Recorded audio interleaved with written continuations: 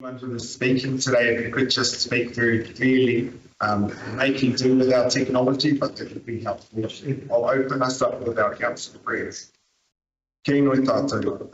Ka tuku mātou kia kaha mai ngā māngai kua whiriwhirikia mo te kaunihira o te heku o tika ki te mahi me te ngākau auaha, me te hakamahi ngā pūkinga me te mātauranga i roto i ngā wānanga me ngā hakatauranga ki haka tūri ai tētahi hapuri e matatika ana, e tūkotahi ana ka mutu ka haka ki anu i te oranga o tō tātou rohe, ka haka tau anu i ngā take o te rohe, i runga i te tika i te pono. We ask that through Council's discussions and decisions, the representatives we have elected may govern the Far North District with imagination, skill and wisdom to achieve a fairer and more united community that enhances the well-being of our district and solves the district's problems efficiently and effectively. We'll just go to apologies now. And I would like to move apologies for lateness from Councillor Pleskovic. I believe he's about 20 minutes away. And also apologies from Te Heku Community Board Chair and if I could be a seconder for those. Thank you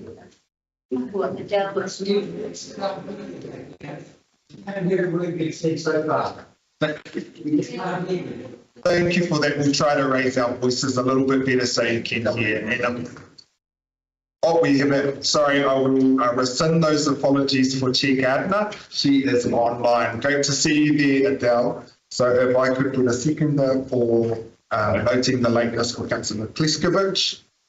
Would anyone like to comment? All those in favour say aye. Aye. Abstentions? And the motion is carried. Go into our mayoral announcements now. What we might do is, I'm happy for those who are at the back, if you wanted to move your chairs to come up a little bit closer. I know that I probably have the biggest mouth on our council, so if you're struggling to hear me, I'm worried you won't be able to hear any other members. So please, if we could just give you a moment, please do feel free to move slightly closer.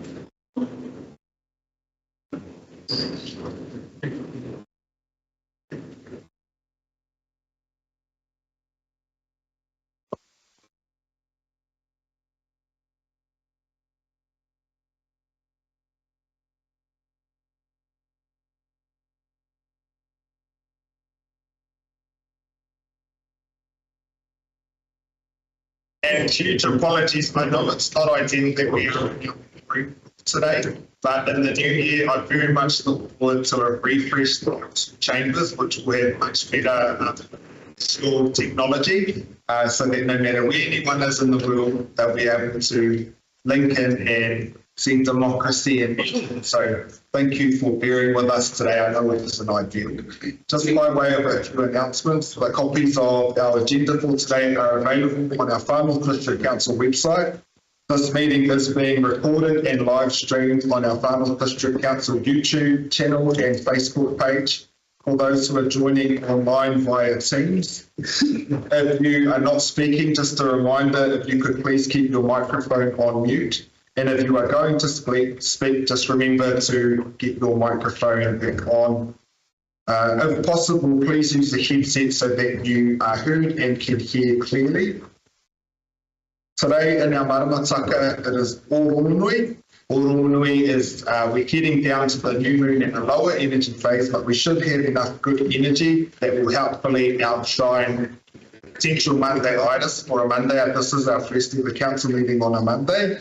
It's also Matiti Muramura, which is our summer phase, and I was trying to wear a little bit of summery type clothing today, so it's a bit overcast outside, but let's hope that shines through. Finally, I just wanted to acknowledge all of our incredible community groups who have been putting on Christmas parades and festivals across our district over the past few weekends. I was fortunate enough to attend our Kiri Kiri Christmas in the Domain and our Kai o Kiriraumati Christmas Festival over the weekend, and they were both beautiful events.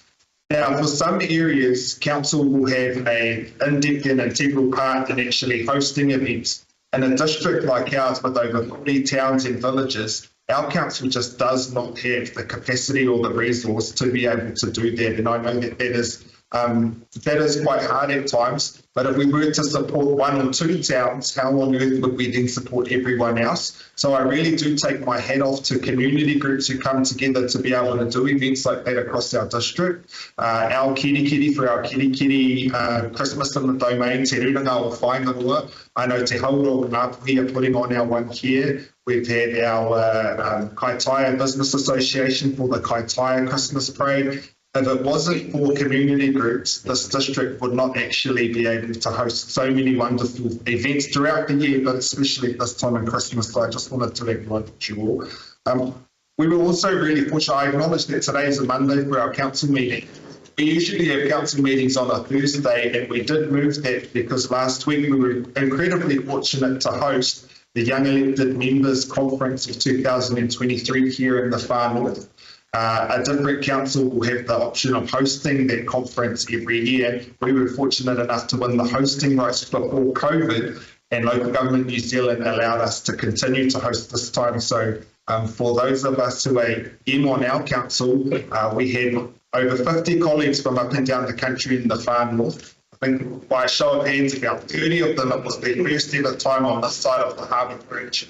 And they were blown away, and I'm receiving messages still to this very morning from fellow councillors, mayors, local and community board members from up and down the country who are blown away by some of the innovation that we've been able to show in this council given our huge geographic size, population and ratepayer base. And so it was a really great opportunity that I was very grateful to host. And if you check out Local Government New Zealand social media platforms, you'll be able to see some of the innovation that we as a council have been able to be a part of within that as well. I know we've got quite a few deputations this morning, so welcome to all of you. I know it's hard of hearing, but it is. I'm always really happy when I see so many people participating in our council meetings. Because it means that you care about our district just as much as us who sit at this table. So with that, our first deputation is from Carol Bergen, representing the Te Huku Community Development Trust regarding the Te Huku Māori long-term plan priorities. No way hiding. Welcome. It's coming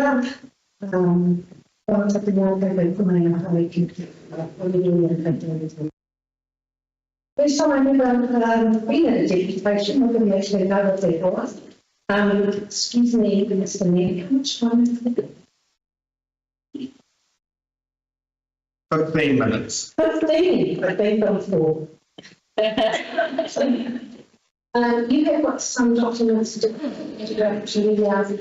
I want to introduce the Te Huku for our social and wellbeing report. It was signed in 2012 as part of the Te Huku settlement. It is one of the instruments that there's an economic apology and there is a social apology. The Accord is part of the social apology.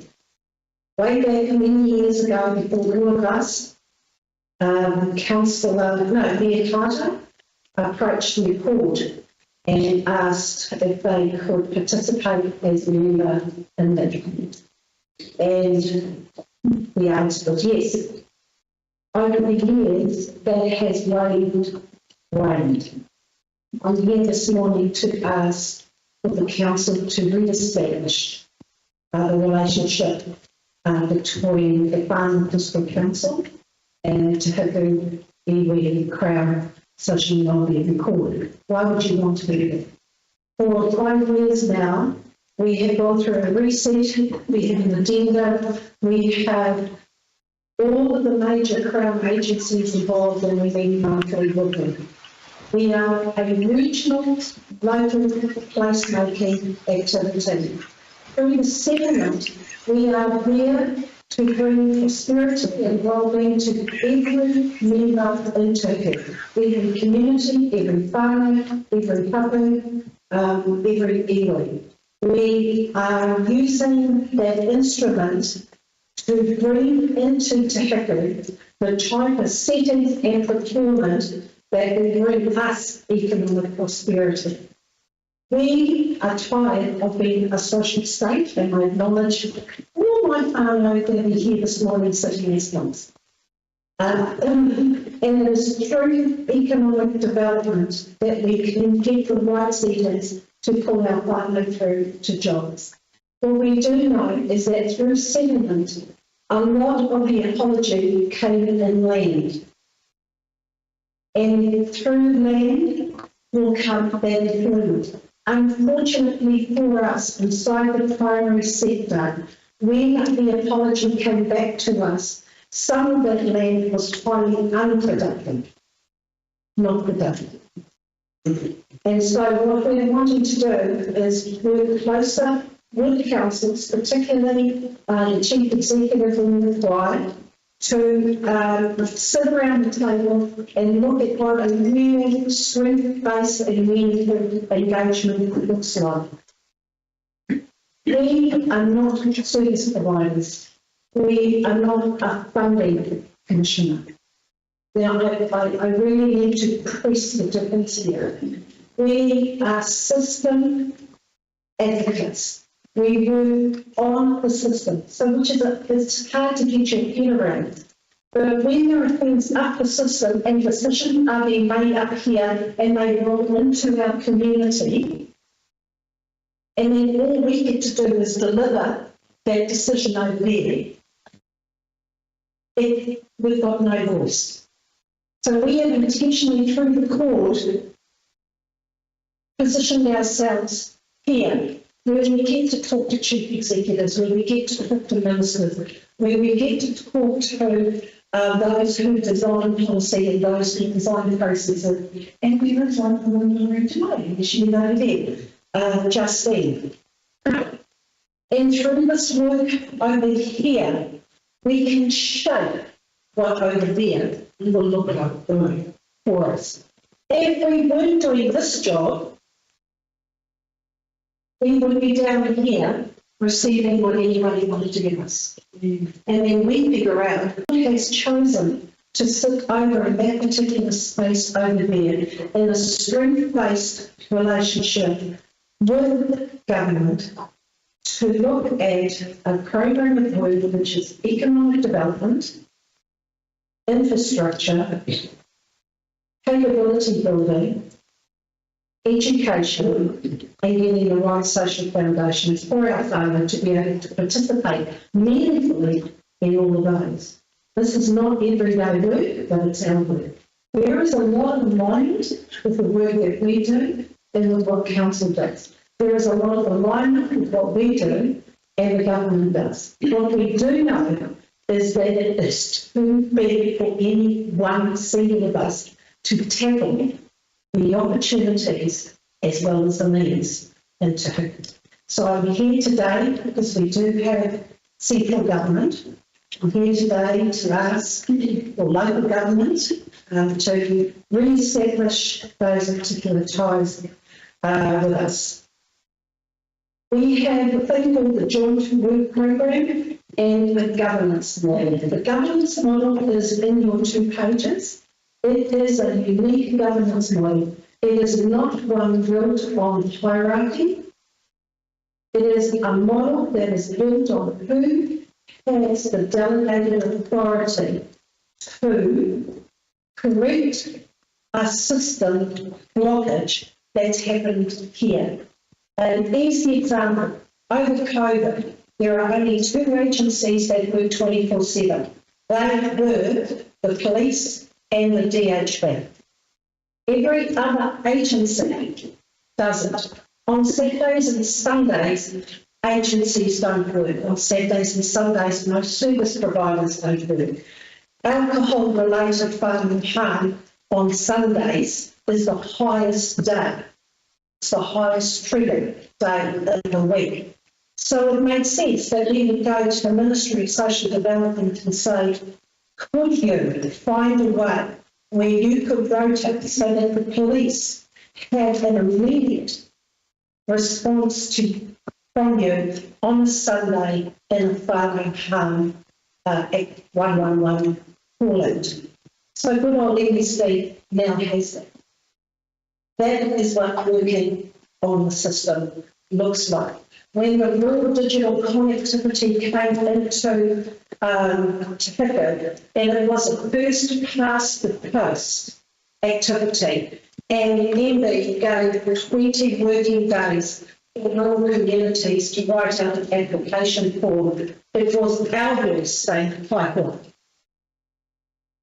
There's got to be a better way, because we really do need that digital connectivity for farming.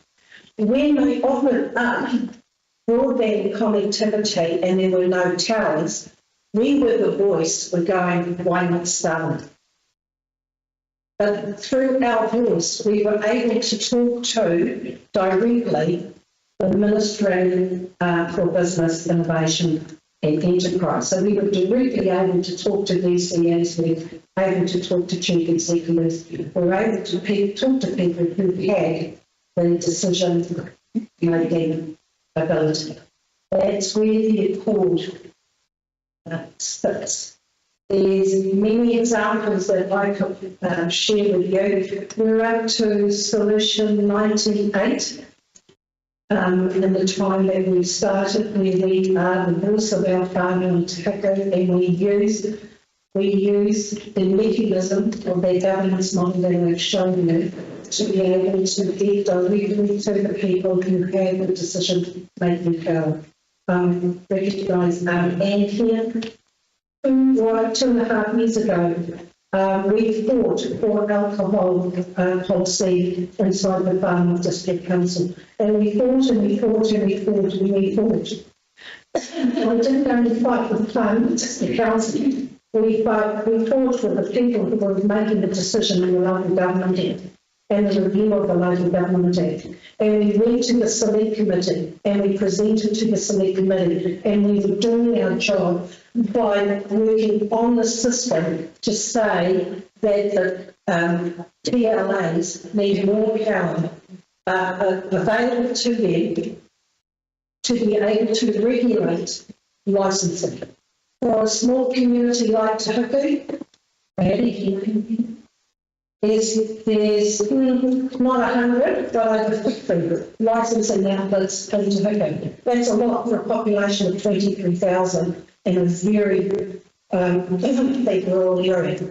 The key that I want to make here is everything that I'm talking to you about came through the voices of our families.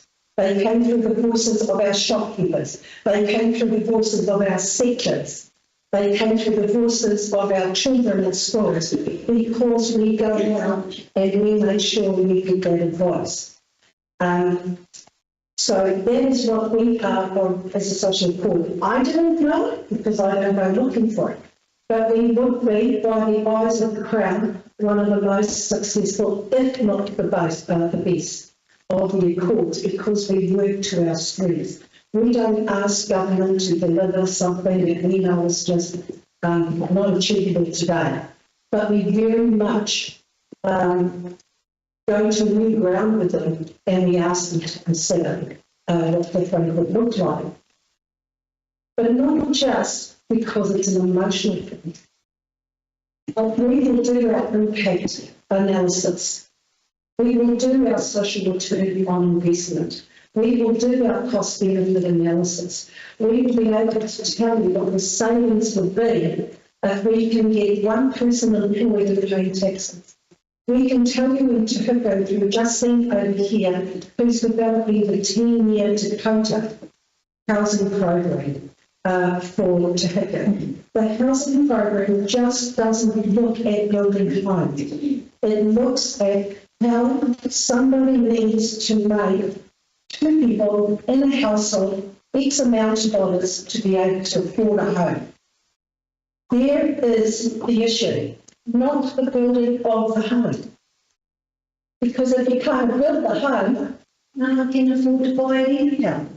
So in a primary sector where we quite actively in term year 3 on the types of jobs we'll be able to create intake without technology, etc. This here about home affordability and then about people being able to be homeowners is just as important as walking into a house. So acknowledging that we have a ministry of housing and urban development, and Justine leads our steering group around the Takato program of work. Up home, lastly, 2 minutes, because I really didn't go through. We got some others now. Lastly, we have a fully Tamaka program that is with the New Zealand Police. It was the first partnership around whānau farm. The data that we collect at a local level in Te Hiko will be more advanced now than any other government agency holds, including the police. It's a significant point that I make to you because when you get locally led decisions and locally led programs which the government support, it is the antidote of a government developing a policy, rolling it into a regional office, assigning a budget for it and giving a contract to somebody at the end of it to go and deliver a KPI that is nationally led. All of the outcomes that are delivered through the Crown Social Accord are developed and designed locally to meet the needs of whānau. But I would ask, please, that the council consider re-establishing its relationship as part of the local government, to join with us as the central government, and to join with us as the iwi. The 3 iwi received the Te Hiko settlements. They are Te Aupori, Ngāi Takoto and Te Rawa. They in turn decided to create the Development Trust that I am the Chief Executive of. They pushed these social redress funds into that trust, and then we, on behalf of the iwi, we are the host entity to deliver a joint work program that's between ourselves and the government. And that joint work program has a 25-year horizon. And we are in the second rotation. So I'm going to stop now, saying yes, but we work together. Yes, can I have another invitation? Because 15 minutes is not even doing this, to get it around quickly. And acknowledging the council, because I have just started to move now behind the scenes on preparing the research proposal that will come to you in the new year for you to cast a vote on whether you would continue with a local alcohol policy. May I really strongly recommend that Te Hiko have a local alcohol policy. Please. Later coming here to the podium, we're going to take a look at the Kia Koto, we're looking at the Taro, Kia Koto, and then all the same to oh, time to policy, I know how to find time for me to love God,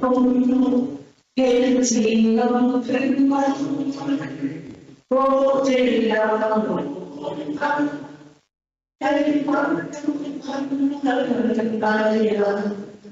to live, oh, dear, can we lay down, take on my way, I do it,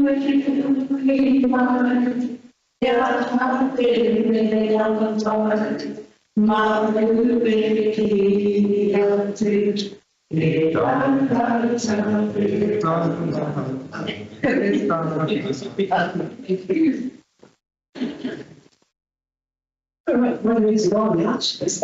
koe, wainoi mihi nui ki a koe whakaro I tō kore mai ki tēnei kaunihira. Thank you very much for your deputation today. We have run out of time for questions, but I'll be happy to get our staff to pass on your email addresses to any elected members that might have particular questions following on the presentation. Also to follow up on it, we get some representatives alongside for their calls. Thank you.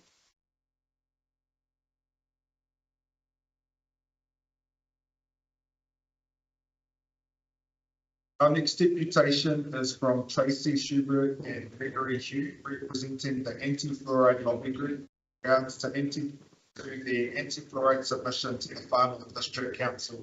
And I welcome Tracy and Gregory to give their deputation to our council.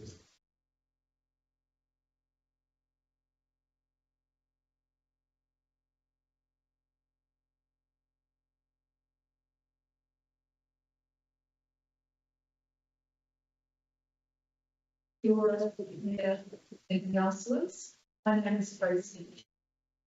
I live here in Kerry. I'm a retired journalist, community psychologist, and I'm still active as a health and safety consultant. And speaking on behalf of our group, and we have named ourselves the Counter Poison Group. And everybody standing up who's not covered.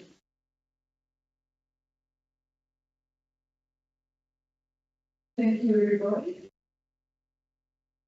Thank you for your gracious gesture of granting me 5 minutes to talk to you in regards to my previous 3 requests over the last 3 months.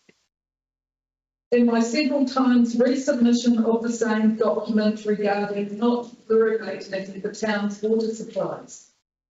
Could I please have a show of hands as to who has read my submission?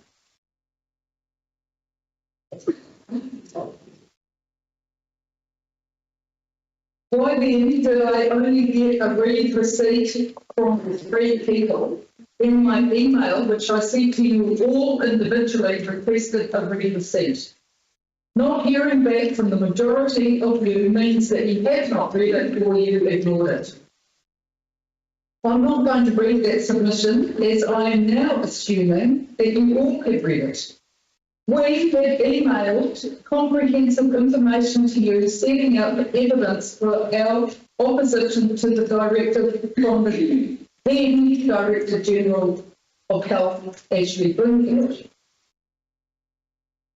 We have also served you all with a notice of liability so that you are aware of the personal liability you will assume should you comply with that directive. We ask and are now demanding that you familiarise yourself with this material. This is a very, very crucial issue facing New Zealand right now. I'm going to table some questions for the record. 1. Could you please explain why our group has been waiting since September to be heard? I applied to speak in September, was put off and told that we would be heard in October, along with the petition the council received in August against fluoridation. That was not heard at the October meeting, as I was told it would be. We reapplied to be heard in November, and we're again ignored. So we have something here now. Our group has felt sidelined, ignored, discounted and frustrated with the lack of council attention and communication on this very important health issue. In fact, some of our submissions were never delivered as they somehow got lost in the system. Yes, we know that this is a political hot potato, and we can understand the council's hesitancy to engage in this. But we still live in a democracy, despite the medical Marxism of the last government. And in a democracy, both sides of the story need to be told. We believe that you are only getting one side of the story, that is the government's agenda. 2. Could you please tell us what status the petition holds? We delivered a petition of 200 signatures, and we now have got another 200 signatures today. How many signatures do you need? Or do we need to have a referendum of Northland for people to cast their vote on whether they want their water poisoned or not? Three, we would like to know the council's position on the unlawful directive from the then Director General Ashley Bloomfield. That directive, for your information, was found unlawful last month in the High Court because, you know why? They failed to consider the New Zealand Bill of Rights Act before mandating it. Mandating 14 councils, and you're one of them, across New Zealand to fluoridate the town's water supplies, Kerikeri and Kaitaia. And then it was further, 12 months later, told, now you must fluoridate Kapakawa, Kaio, Rawandi, Hokianga, Ōmapiri. It was ruled by the New Zealand Supreme Court in 2018 that fluoridation is a compulsory medical treatment, and as such it violates the Nuremberg Code as well as Section 11 of the New Zealand Bill of Rights. If this council chooses to go ahead with fluoridation, in spite of knowing the negative and adverse health reactions to this poison, you will have to justify under Section 5 of the New Zealand Bill of Rights Act why you are forcing a medical treatment onto the public and overriding informed consent. We say that there is no justification to impose a mandatory medical treatment for a non-transmissible disease, which can easily be prevented by people taking personal responsibility for their health. In other words, if someone wants fluoride, they can buy toothpaste within it. Given that fluoridation is a medical treatment via town water supply, can the council supply a local doctor who is going to be personally liable for any adverse reactions or health issues as a result of drinking that water? 4. How many of you have heard of Agenda 2030 put out by the World Economic Forum? Can I have a show of hands, please? How many of you heard of Agenda 2030? Any of you?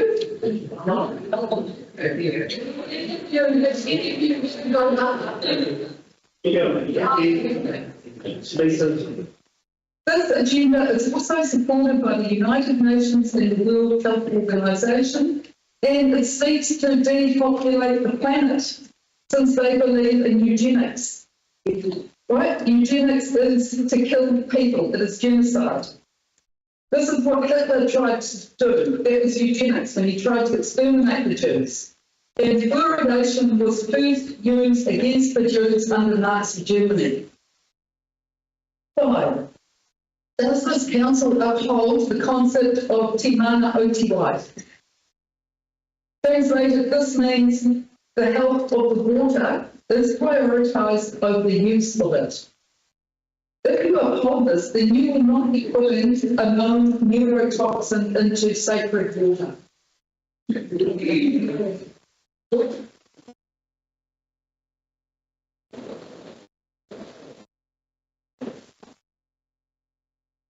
Number 6, Agenda 2030 says that there are too many people living on the planet and the world's population needs to be drastically reduced down to 500 million. We currently have about 8 billion people on the planet. One of the ways of killing people is to poison them. This was done through vaccination, for your information. The last vaccine rolled out for COVID. This poisoning can be done through our food, our medicine, our air and our water. Hence why fluoridation is being pushed. There is now a substantial body of medical and scientific research pointing to the damage that fluoridation does to people. You have already received this information in my submission and others from Pierre Fernandez, Roger Crowden and Robert Eadie. Our new coalition government has said that it will roll back 3 waters, which is very welcome. The Three Waters legislation is the gateway by which the World Economic Forum gained control of New Zealand water. Once the Council hands over control to government, you have lost your soul. Your freedom, your independence, your domain. You now become a puppet where the government pulls your strings and local democracy has gone. It will be too late by then to stop anything that the government dictates to you. So you need to listen to we the people. You need to.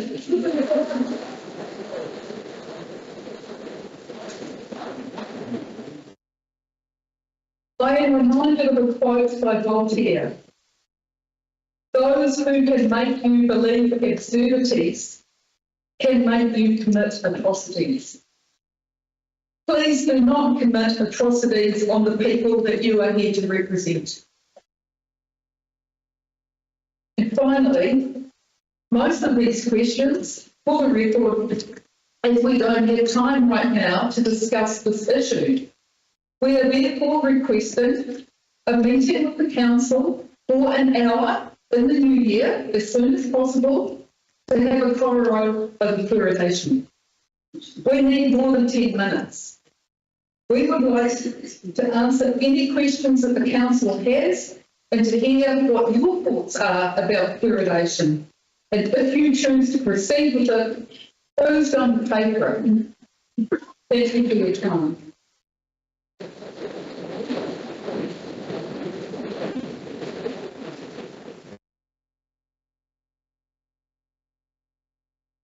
Good morning.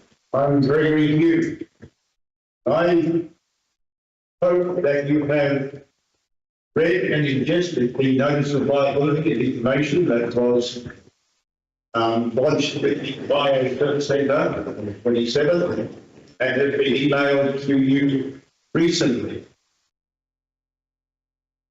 My intention here today is to respectfully raise awareness of your personal liability as public officials being directed by central government to fluoridate essential town water supplies. Now, you may feel that you're caught between the proverbial rock and a hard place, but perhaps after this talk, we can help you with a solution. I invite you to listen carefully until the end when I will offer a legal solution to this dilemma. Allow me first to ask some rhetorical questions for your consideration. Why is the MOH pushing so hard to fluoridate public water supplies when there is no urgent need and there are alternative choices readily available? 2, is it prudent to set a dangerous precedent for any government agency to administer a medical treatment via town local water supply? Think about that. Where is definitive proof that fluoride is either safe to ingest or of any benefit for dead care? Or if there was even the slightest evidence of potential harm, would it not be prudent to err on the side of caution and not add a well-documented neurotoxin to drinking water? Now, points to note from that notice of liability, and I do urge you to read it carefully. There's a lot of information in there. A directive from the MOH is not an absolute command any more than a mandate or an order was or is. You are not being forced to follow orders to fluoridate water by the MOH. What is forcing you? Recommendations and guidelines. They are recommendations and guidelines. This is deceptive legalese, and please refer to the notice of liability under definitions of the word directive. Interesting. The intentional poisoning of food and water is a serious crime under the New Zealand Crimes Act, the Nuremberg Code, and other international treaties, for which you may be held personally liable in your personal capacity, not as a councillor, but your personal capacity here. And that is now and in the future. think about that. Following orders will not be tolerated or accepted as justification or a defence for your actions, as per the Nuremberg war trials and many other precedents that have been set. The notice of liability removes any claim of weight of ignorance of this matter, as you have all now been legally and lawfully noticed as to your liability in this matter. Central governments have a history of distancing themselves from the criminal consequences of their actions by using deceptive language or legalese, leading others to face the music. Stating that they did not force anyone to commit crimes against the people. Think Anthony Fauci publicly denying that he forced anyone to wear masks and lock down economies. And our own press secretaries reported to say they would lock down businesses or force employees to get vaccines, etc. And they are both correct. They did not. It was the perpetrator, the businesses, who did this. So, what is the solution to this predicament? Councillors may use a legal process written as an affidavit of conditional acceptance. In other words, there is a legal way for you to push back against this, to gain judgment in law and commons, and to place the burden of proof and evidence back where it belongs with the Minister of Health and his advisors. This is a legal three-document process in which council members accept the Minister's directive to fluoridate Northern's town water supplies upon condition that they are able to refute, this is called rebuttal, your statements of concern point by point with evidence to substantiate their claims. Should the Minister fail to rebut this affidavit of conditional acceptance in its entirety, your statements of concern automatically become judgment in law and commerce and stand as such in a court of law. This is your protection. This is the way that you can shift the liability. Included in this affidavit should be a remedy requiring the Minister of Health and all medical experts advising the MOH to make personal written guarantees to compensate any and all people harmed by this action of fluoridating town water supplies, now and in the future, thus absolving all of you from liability.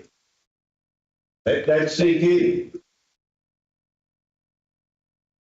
Absolving you of the liability. Should the Minister and his expert advisors refuse or remain silent, and they most assuredly will, why would you want to take on this criminal and financial liability? The following is an example of a closing statement for such an affidavit of conditional acceptance. We, the undersigned members of the FNDC, agree to implement the fluoridisation of Northland Town water supplies according to the MOH directives upon condition that the Minister of Health and all MOH advisors involved accept full responsibility and legal liability for any and all harm ensuing from this fluoridation treatment, now and in the future, in written form, and that they also accept full liability for any and all claims of personal injury and compensation, now and in the future. We invite council members to create a larger block of time for more in-depth meeting in the future to discuss the ramifications of this notice. Please consider your actions carefully, as there is no statute of limitations on these crimes of poisoning water. For further information, my email address is gregoryhugh@pm.me. Michael Echo, pm.me. Gregory Hugh, all one word, and I can be contacted, and I am willing to meet with any group or anyone personally, privately or publicly, to discuss this further. And I hope the council will allow a block of time, as Tracy has indicated before, to discuss this essential issue of poisoning water supplies. Thank you very much for your attention.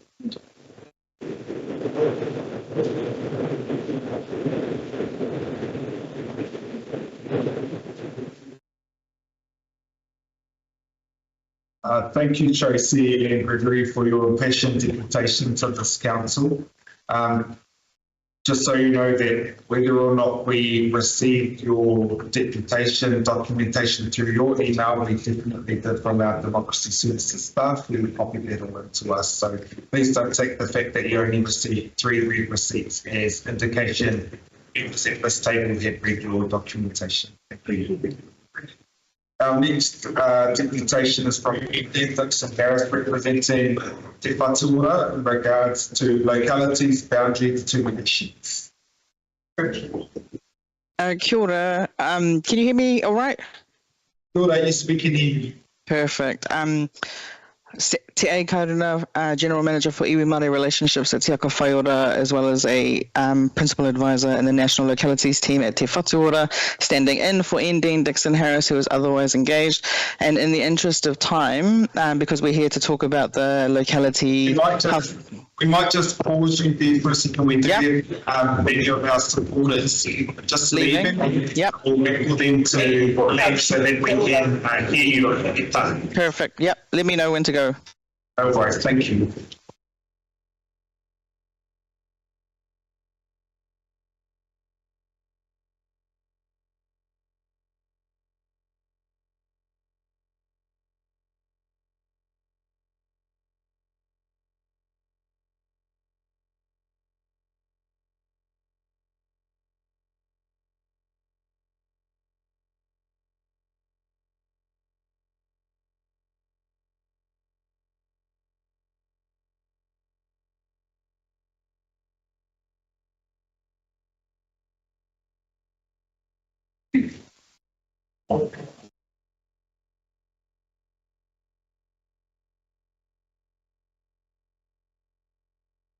Good, thank you. And sorry for that interruption. I'm happy to pass back and reset our time for you now. Awesome, thank you. So I was just saying that I'm standing in for my colleague Dean Dixon Harris, who has had to attend another engagement. We're here to, I guess, talk to the localities approach, which is being led by Te Whatuora. I believe that we have provided you with a presentation and some health planning areas, but in the interest of time, I would like to hand over to the Chief Executive of the Iwi Māori Partnership Board, who has led this process locally, so he can speak to the Alliance. Kia ora, Boyd. Hoi no tēnā tātou, tēnā koutou. Nā mihi atu rā kia koutou e aku nui aku rahi. E oku kai whakaruru hau, tēnā koutou. Ko Boyd tēnei, hau te tahi o nguri, no raru I te maungo te ramaroa, whirinaki I te hokianga. Nei, e mihi atu ana kia koutou katoa. The CEO of the Iwi Māori Partnership Board, which is a construct that's come out from the health reforms and started last year on July the 1st. And it is made up from, the boundaries start from Tāmaki or Tahuhu and stretch all the way up to Te Huku, so inclusive of other areas who you've just heard Whaia Carol talk about in Te Huku, and all of those iwi, all of those hauora Māori health providers and councils and other entities, community groups within the rohe from Tāmaki all the way up. So we're legislated to support the aspirations of equity and Te Tiriti compliant hauora services and outcomes within the rohe, and as I said, from Tāmaki ki Te Huku, and that's inclusive of all those iwi, all those hauora providers, and that's been the large part of my work from February to September has been about doing something that we don't like to do in the north and drawing lines on a map to create what are called localities. And these localities are more or less natural collectivism within different parts of the rohe. So Te Huku have a locality, and they've been a prototype locality since before the Iwi Māori Partnership Board was formed. There's Hokianga going through their kōrero about having their own locality. Mid-North, conversations being led by Ngāpuhi and providers within the Rohe. And Whangarei and that East Coast down to Omaha, having conversations led by Ngāti Wai and all the providers within there, Ngāti Hine inclusive. And then on the West Coast, Kaipara, we've got conversations being led by Ngāti Whātua, Te Uri o Hau, Te Roroa, and coming down into Ngāti Manuhiri areas as well. And then in Tāmaki, the sort of West Auckland, Waitemata, Waitakere being led by Te Whānau Waipareira, and then Tāmaki Isthmus, the central part of Tāmaki, conversations being led by Orake and Ngāti Pāwa. Now, we're in the infancy stages of those conversations and building the infrastructure needed to, essentially what they need to do is to identify their whānau, the priorities for health and social services, I guess, within those different localities. I do a stock take of what services, what groups, what support and what investment is going in there at the moment, and identify that unmet need, and then then advocate to the right dollar, whether it's health dollar, social service dollar or development dollar, to build those, to address those unmet needs.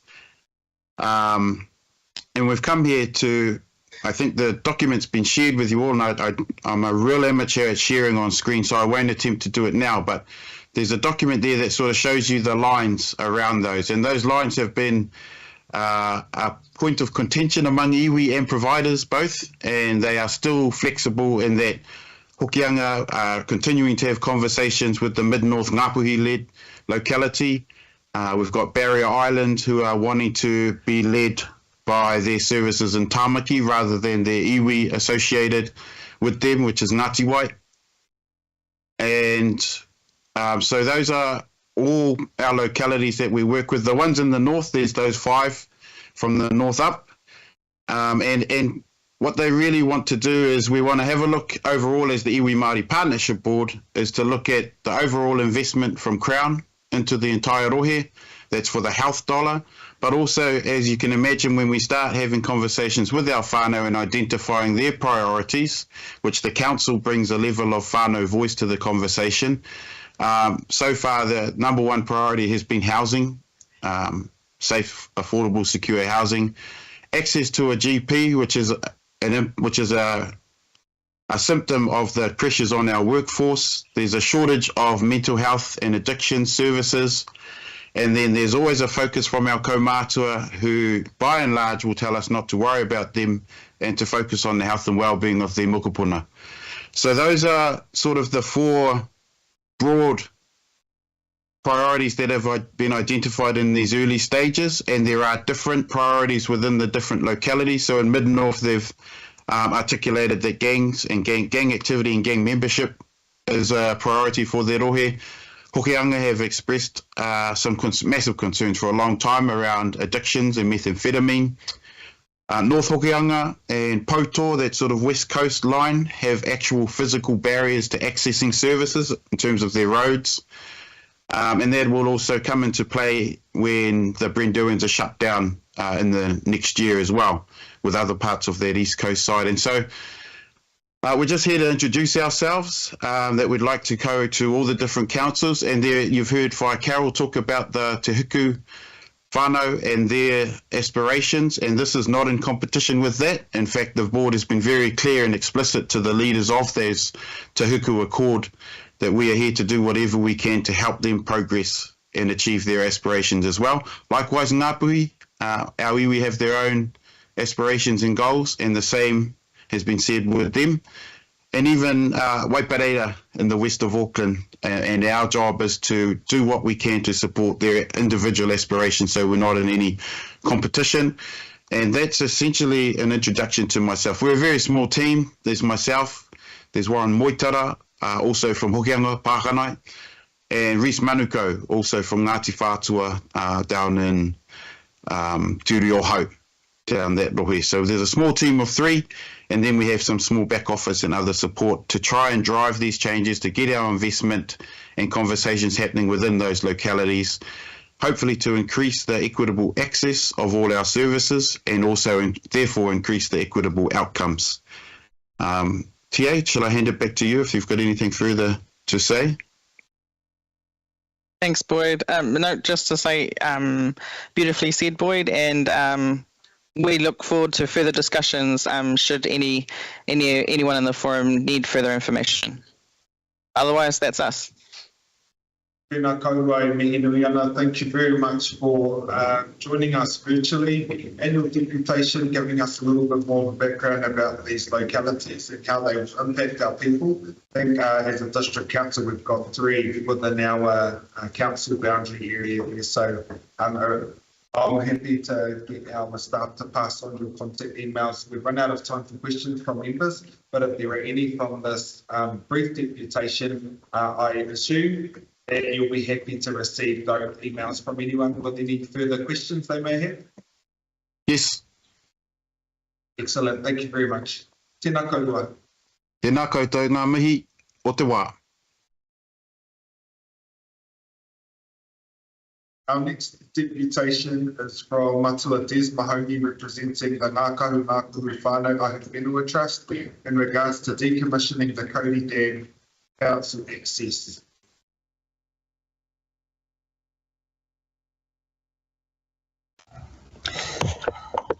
Kia ora.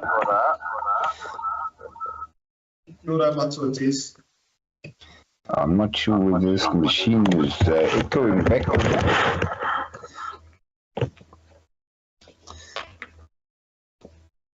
Okay. First of all, before we get into the raruraru, the Ngākahu trustees and trust would like to congratulate Whaehilda and Matoa Hone in celebrating their 58th wedding anniversary on the weekend. So we like to congratulate them and wish them the best for the next 58 years of married bliss. Right, now we get into this raruraru. The staff report that's been put up as a supplementary document. There are some issues that you will need to decide prior to going into formal discussion or decision making on this report. Is 1, at the 14th of December 2021, at the time of appointing the 4 councillors who were the original councillors appointed to the Ngākahu Steering Committee, Councillor Ann Court opposed the amended document prepared by Councillor John Busage, which was correcting the original document prepared by Swanepoel Council's lawyer. In doing so, Councillor Court made the statement that reports subject expert writers from within the council organisation. Okay, so you've got to decide whether this report you've got in front of you, A44756668, was prepared by a subject expert, because you don't have any in your council. So let's get that clarification. Secondly, this report lacks substance.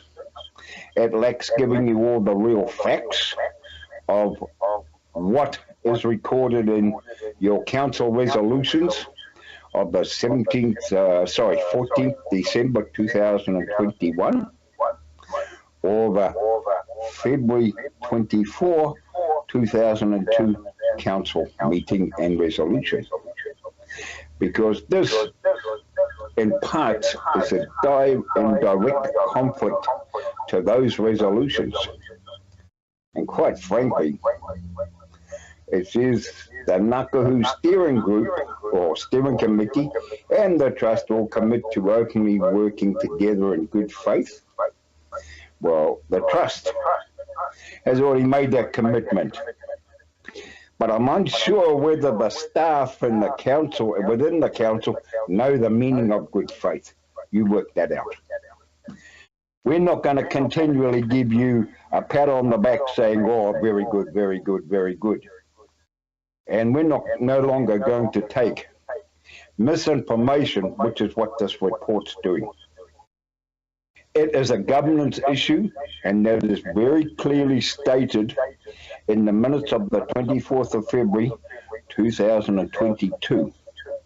Staff were only to assist to undertake certain roles. The audio recording clearly states council staff will not be involved in the decision making. That is a governance issue. Now, that's part of that resolution of the 24th February 2022. You're either going to honour it or you're not. We need to know. Okay? Now, we go a little bit further. In this item number 1, background. The meeting minutes referred and provided by way of attachment is not a council document. The substance of the minutes and resolutions drafted do not necessarily reflect the views of the council staff. Well, it's not for them to give their views. It's very clear. So it's a nonsense report. Now, we'll just shoot back a couple of documents. The one for the 14th December 2021. Item D. Request the steering group report back to council their findings and recommendations. Well, this is what you got in this report of 9th of November. So, who's correct? Your council resolution or the staff report? These are the issues. You've got people that don't do their research providing you information. That's no wonder why this council is not making the decision making they need to on issues when you're not giving all the facts. And quite frankly, we're sick of it when it comes to Ngākahu. We're sick of it. If you can't get your records right and you can't get your staff to give you correct records, don't bother. You might as well stay home and have a sleep. Now, further. We asked the question in relation to the transfer of assets going across to the three waters. Now, we understand council were given information verbally that the Carry Dam was not involved in that. And that was given to you by DIA, Department of Internal Affairs. If that is the case, all that needs to happen there is that you people need to record that in this council minute. So it's there on record for everybody to see. If it's not correct, then tell us. We don't need to know about what the National and the ACT and the NZ are doing. That's over them. What we need to know is what DIA said, because they're the ones that are on behalf of the government, eh? So you can sort that out very quickly. Now, there's no requirements in option 1 on page number 8. The Ngākahu Steering Committee and Trust will commit to openly work together in good faith. Yeah, right. The Steering Committee will inform the Council and chief executive of those workings to help inform council staff in their decision making regarding the actions. It's not over to the staff to make any decisions, very clearly on your 24 February 2022 resolution. You either honour it or you don't, but let's get some straight answers today. As far as working together, we've made a commitment to the elected members. Originally, that was to Councillor Radic, Collard, Tapania, and Tabusic. When the membership changed last year, that commitment was forwarded across to the 3 new councillors, as well as the 2 existing. So we're not going to keep on making commitment when there's no commitment being made by this council. All you've done is found every excuse possible to either delay it or have your staff manipulate it. Okay, so let's get that one sorted. Other issues. You don't own any land at Ngākahu, as being suggested in resolution number 3. You've never paid for the land. You've paid a rental on the land. That is recorded in the 2019 District Court decision. Your MOU signed on the 7th of February 2016. It's very clear.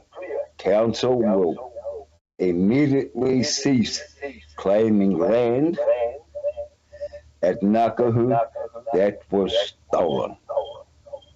That was signed by your Mayor, Councillor Vucic, then Councillor Willie Jean Prime, and the fellow Taylor. So let's get that fact right. Now, this resolution 2, in relation to the Ford crossing, Ford repair agreement. It's cancelled. It was cancelled by the trust, formally in writing on the 23rd of April 2020. And quite frankly, your lawyers, George Peter Swanepoel, and your external lawyer, John Graham Alexander Day Law North, didn't agree. They wanted it in court. You got it in court. You got it in court.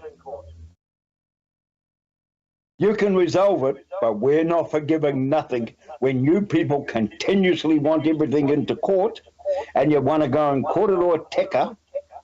You file 160 pages of documents and 90 pages of that shouldn't even be there, and there's another 40 pages which are just downright rubbish.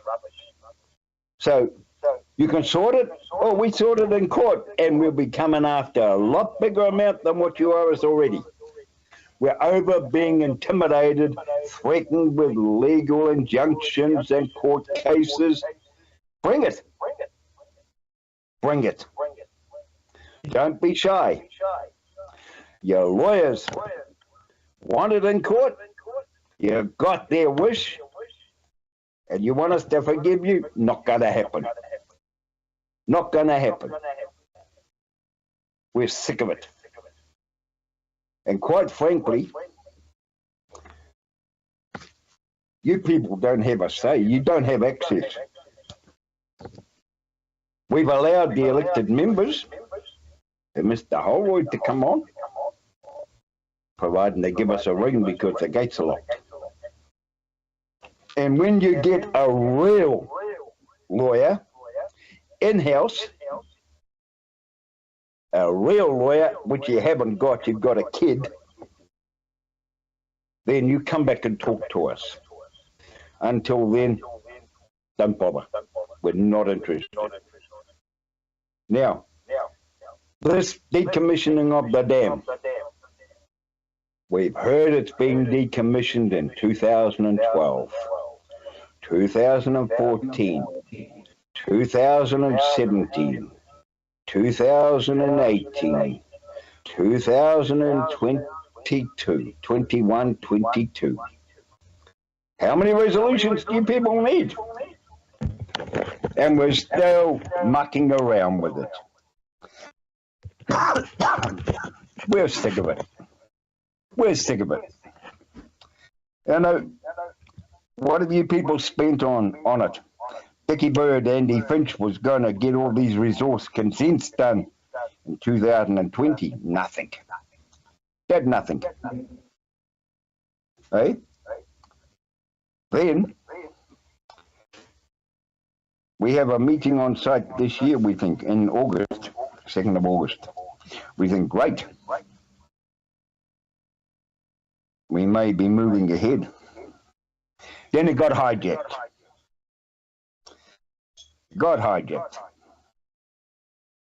Well, the hijacking stopped because the contractor or consultant you were consulting, or was giving you some bad advice, was using this as a pension fund builder, in my opinion. So it's a non-go. Go back to the minutes that was prepared for the council meeting of 24 February. These minutes, 11th of February 2022, they clearly set out everything. I note there's no mention of anywhere in this report of any of this information. So how can you people make an informed decision? Hey, you can't. So you either want to work with us or you don't. And as far as your procurement policy, we want to see the process used when you engage Vision Consulting in Kerikeri to undertake some work on the dam and give you some that advice. We want to see that because it wasn't used. So that's over to you people. But there's more questions than there's answers, eh? And the answers aren't worth having if they're coming from staff which can't even provide the true facts. This is why you're in such a dire strait. So, the trust. We've done our due diligence. We've got quotes. And I bet you they come in a lot less than what you people will ever get, because the contractors and consultants you people use see it as a pension fund builder. And that's why nothing gets done. Now, if you really want to get smart, you wouldn't have your staff complaining about the photographs you get 3 times a week of the dam levels, which we've always supplied, 2017, 2022. Because you had nobody going up to the dam and giving the elected members the information. We even supplied you the drone footage in 2017 and in 2019 of when the big storms come through. Took you 23 days after you got those before you went up there, so you're a joke. So in the meantime... I'll ask you to wrap up your kōrero, please. Sorry? What was that? I'll ask you to wrap up your kōrero, please. We're going a little bit over time. Well, I'm going to. But before I do, Moko, I'm going to need to advise you elected members of this. You want to work with us? Then do it with some integrity and honesty. We're not interested in hearing from your staff because they couldn't get anything right. Finally, so you're all aware of this, I am today forwarding a letter to the Office of the Auditor General. And I'm asking the Auditor General to make a formal decision in relation to Councillor Ann Court's making of an executive decision and giving away 2 power connections up at Sweetwater. There is no provisions in your standing orders that allows it. There's no provisions in the Local Government Act. Let's get that cleared up, because that money can come back and pay for part of the decommissioning of the dam. On that note, have a good one. But don't play us like fools and write nonsense reports like this. Kia ora rā.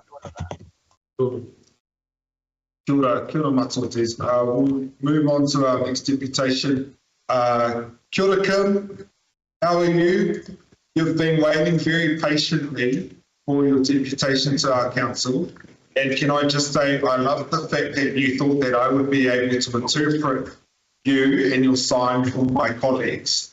And your faith in my ability to speak sign is more than my talent. So I'm glad to have interpreters on our call today to be able to interpret for you. I'm happy to pass the time over to you, Ed.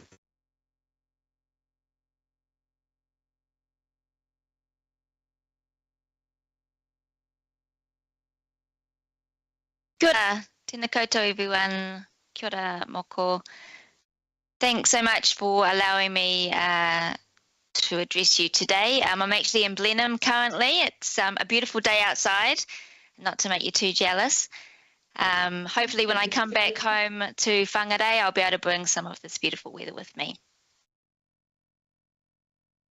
So yes, of course, I believe, Moko, that you could have been my interpreter, but anyway, we'll use the interpreters that we've got on screen today. So I'll try and keep it short and sweet for you. A little bit of background to what I'm addressing you for today. A few years ago, we had advocated with the Parliament to provide New Zealand Sign Language interpreters for Waitangi and also for the Waitangi preparations that happen, basically the week sort of leading up to Waitangi Day as well, needing social interpreters so that the deaf participants can interact within the marae setting, but also within the Waitangi site itself. And obviously that's going to happen again in February. We have applied for a lotteries grant to cover the cost of the interpreters, but it cost $25,000 to have 4 interpreters, which would need to cover this week. They would be flowing in from around the country. Obviously, we would be looking at interpreters that were proficient in Te Reo, so that is a factor in the interpreters that we can choose. And the lotteries funding that we have applied for has left us with a shortfall of around $200,000 for our organisation. So at the moment, we're asking for funding to cover this. And because we have positioned the government, but they've actually advised that it needs to be a local organisation that funds this, and Whangarei Council has said the same. So in order to get the 4 interpreters that we're going to need to cover us for the week, we need funding for that, so that we can have them in the marae grounds, but also on the Waitangi grounds as well. We normally have quite a large gathering of deaf people that go along to the celebrations and the acknowledgement of the Waitangi Week, and communication is obviously really essential for them to understand what's going on. A lot of these deaf people that come along are Turi Māori, so obviously they need access to their own culture and to their own history, which is really important. And we also need to make sure that we, cover the interpreters' costs and also get interpreters that are suitable for the job. I don't know if you saw recently on TVNZ a few days ago, we had a great success story related to the decision regarding the CAA, the Civil Aviation Authority, and the decision to include New Zealand Sign Language and use the United Nations Conventions on the Rights of People with Disabilities when considering making air safety videos, etc., given that New Zealand Sign Language is an official language of our country. So we're making progress in terms of advocacy for New Zealand Sign Language and for deaf awareness, but this is a little bit of a shaky ground when it comes to Waitangi because it is a local event and is viewed that way by the government and parliament and also by the Whangarei Council, which we have also approached. So the 25,000 will include flights for 4 interpreters, accommodation, kai, and also the mahi that they do, covering their mahi hours. And so we believe it'll be around $25,000. 3 years ago, we did have 3 interpreters, and the cost was $11,000 for 3 days only. That was for 3 interpreters, and that was funded by the New Zealand Sign Language Board. But it was a one-off funding that New Zealand Sign Language Board or the Office of Disability Issues, known as at that time, provided us with, but it was a one-off, so it's obviously not ongoing and won't cover us for this coming year. So I'll hand it over if you've got any questions that you'd want to ask me. I'm happy to answer. Sure, I can. Thank you. We probably have time for one question. There are any from the floor? Deputy Mayor Stratford. There is a working group that is organising everything for Waitangi Week's events. Have you spoken with them? Because they have already reached out to us for some of their funding shortfalls.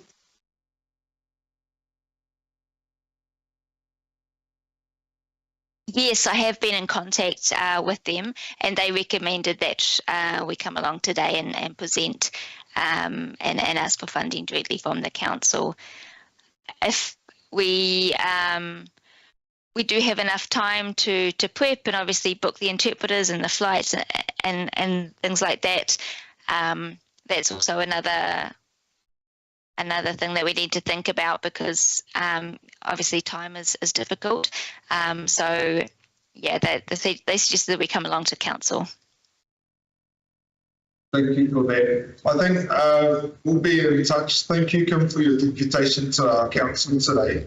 I don't know how successful we'll be in funding for Waitangi 2024, but we absolutely have funding available within our council for something like this that could be applied for Waitangi 2025, but we'll be in touch for sure. And thank you very much for your deputation.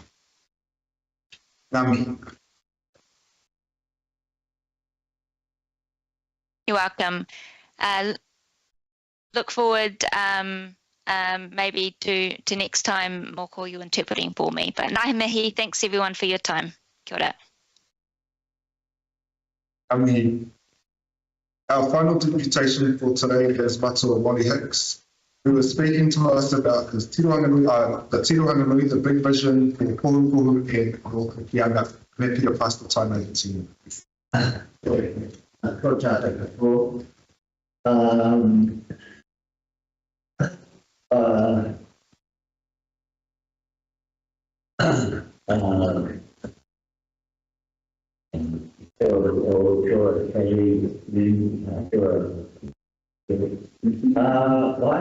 can hear together somebody was explaining where fully, I think, say that one of the presentations here was secondly a lot. I want to introduce you to a couple of people. My paternal grandmother, Florence Hinnett, who described I was married to Juliet. And my mother's Arno, Paul, P-A-U-L-L, and Stephen's son. And so I find people the things of people talking about the Nuremberg Code and sort of thing about here, the fluoride presentation. some of you will be aware of the cause for some of my offence because of an email that I'd sent to some of you, those of you who were at Red for 12th of March bowling club meeting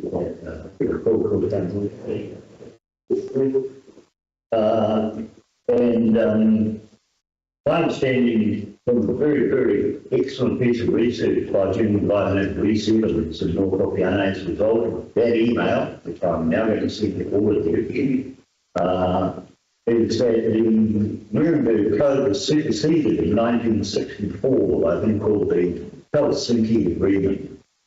I don't know the details of the Helsinki Agreement, but to refer back to my ancestors and what they suffered under Adolf Hitler and indeed the whole of World War II. I just want to say that is not the other person I want to introduce you to is my uncle, Ronald Walter Hicks, Sergeant, 1st Royal Engineers, who fought on Greek mainland soil, where, I don't know if any of you know, the Kiwis were killed, injured and captured as were on Crete.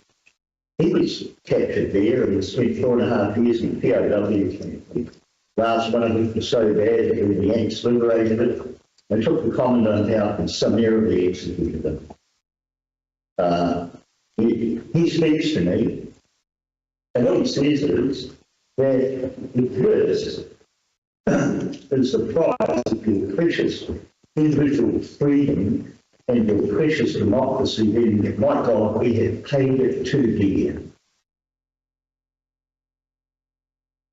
I have one of the books that we refer to in called The Union Edge. Called the first of the segments in the whole department with respect to the visioning document. This is the second one also. The year afterwards, FNDC published this Cultural Heritage Precinct by two eminent New Zealand architects, one Tony Watkins, who come up with back to keep it up in the and apparently it was nearly indecipherable. Split in English, but very nearly indecipherable to the engineers and architects who work here. They said, unity within diversity can be achieved by adopting a common ethical position. With regard to my submission about Tirahangi Nui, big vision for North Auckland, I want to refer to that in terms of the future, the distant future. Future not of ours, but of our Mukapunas and Mukapunas. There are people in New Zealand, I had a Ngāti Taranaki we are, who are now writing 300-year plans. And I don't know why we shouldn't write 1,000-year plans, because we know about a few things are going to happen in the next few years. We know that the oil heat is going to come to an end. We know that the sea level is going to rise to the point where the Caulfield Town Hall, which is proposing to do $2 million work on, is going to have to shift it uphill. I would like to offer you, and I would like to do this because I can't get this community of people together to do anything. I seem to have pleased them by everything I say. However, I would like you to consider using going to the very sparsely populated area as perhaps a model of what could be done in terms of localism, which I very support, and along with that self-sufficiency, and in terms of what we have been talking about since we wrote the first one of these, which is a level of local governance beyond the community. Something that can seize the community, or something that might happen at the Marae level, and also the town hall level. And that, incidentally, is my reason for considering town hall to be such an important thing. I'm very pleased to be here in this one.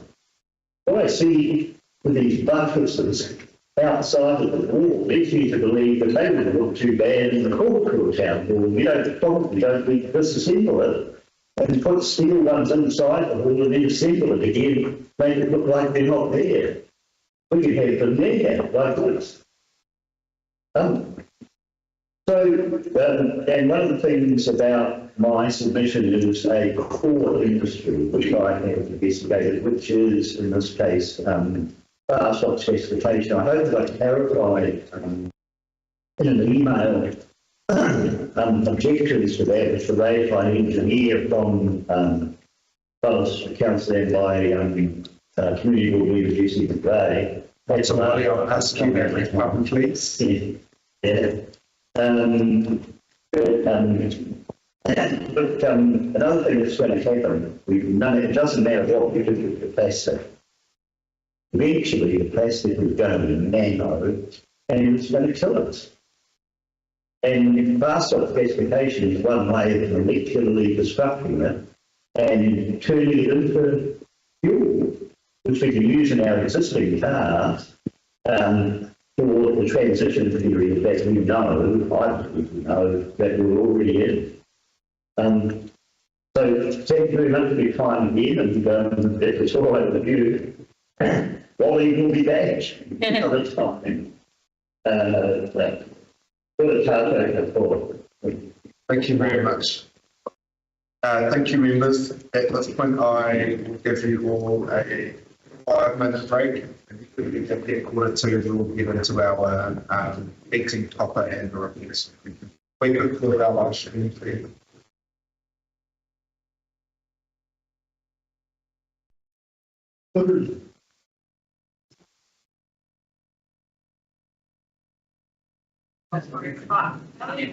Last year.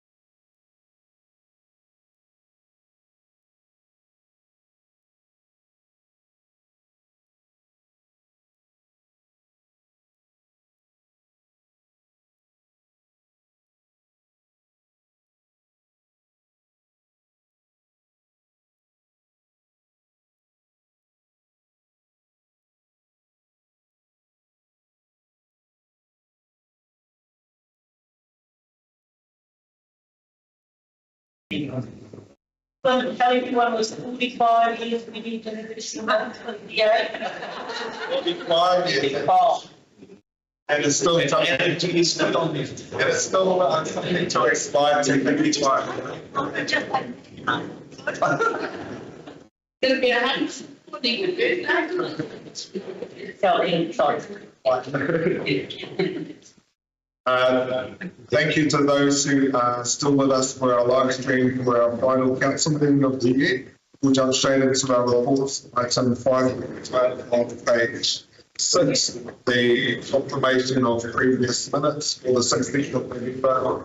Now, extraordinary from the 8th of November.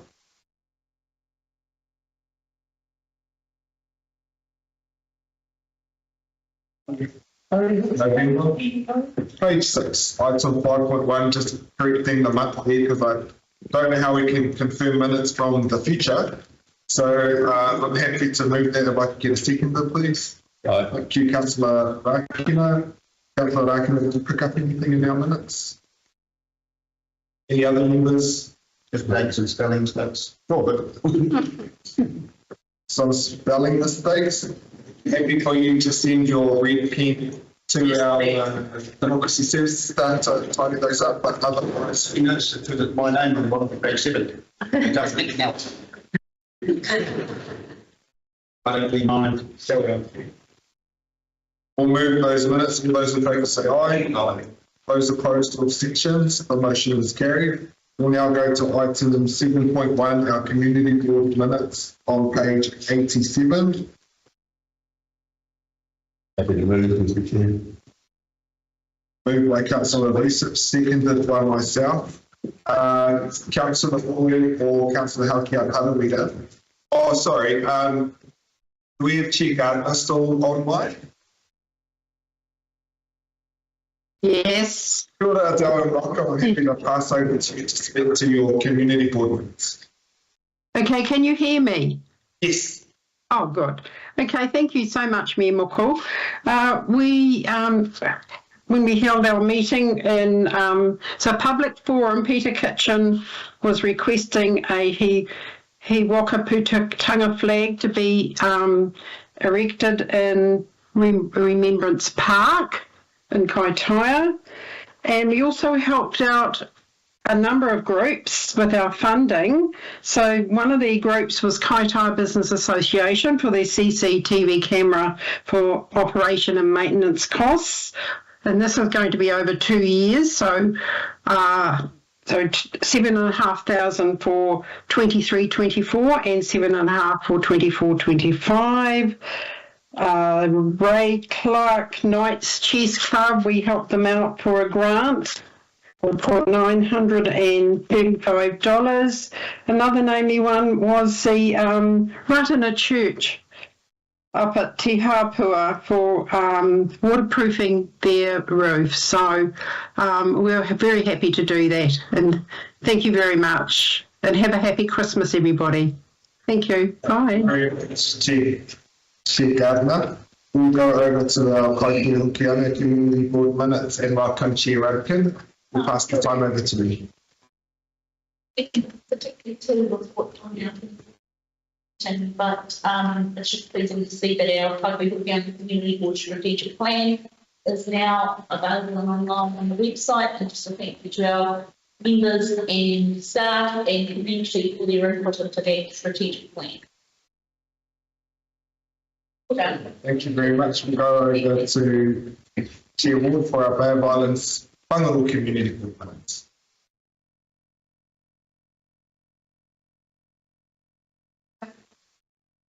I just wanted to comment on a couple of things. One of the discussion around the wider area of the national country that I thought about it's actually on page 26 from the overhead from the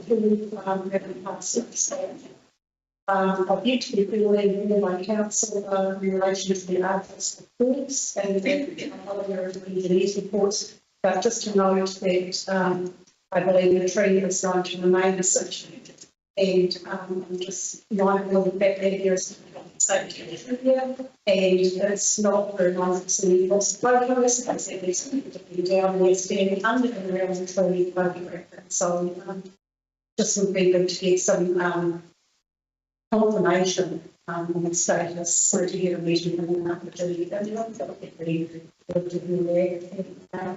Just acknowledgement of the council and the police in relation to the level of occupiers on the resident at Waitangi on Wednesday night.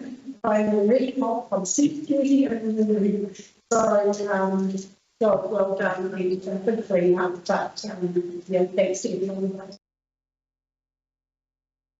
Thank you for that, I'm happy to go to first Councillor Researchers Luba, if you must comment on any of. Just, I actually have a question from Ember Wood, but just noting from the committee board, there is the charging station that's raised by a number and saying that it is being heavily used, which is a great thing, but desires to see another station there.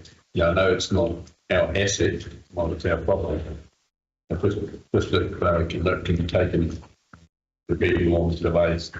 But the question I actually had is, you mentioned that the Purakawa tree is going to be left there, and it's the season for people to be walking. Doesn't seem to make sense. Is it being cleared or is it being left there? It's closed. It's The big anyway. you know what, it's a decent tree, it's a nature, and very old specimen, and quite a safe one. But it's safely realigned. Oh, yeah. The point just north coming up around Richardson Street and joining up on the southern side of Dunsborough. So you will have a track for this. So we will be have been involved in internet road, so much for that region. Okay, thanks. Thanks. Thank you. Any other comments from members?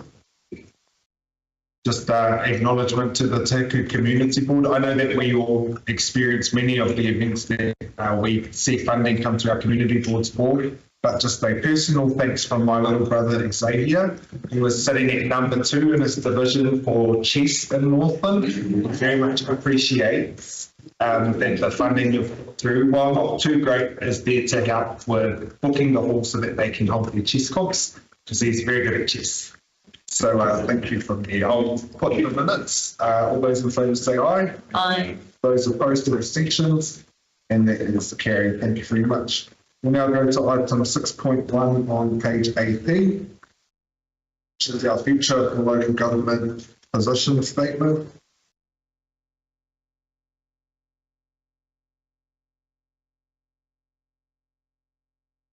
There are a number of recommendations that we will vote individually on for this one, but before we move into these,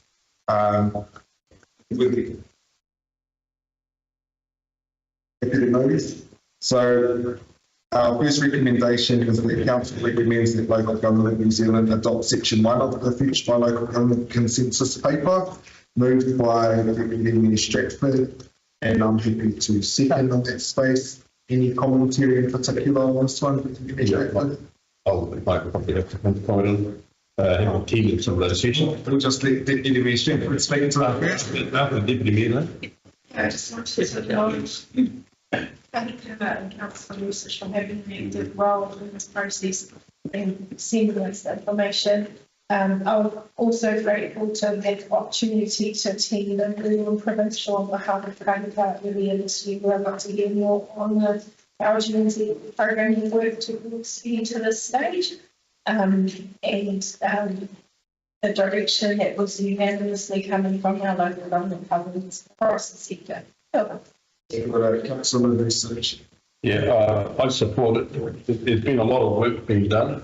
The original report, which I brought along with me actually this year, I thought it was a good report. They certainly listened and talked.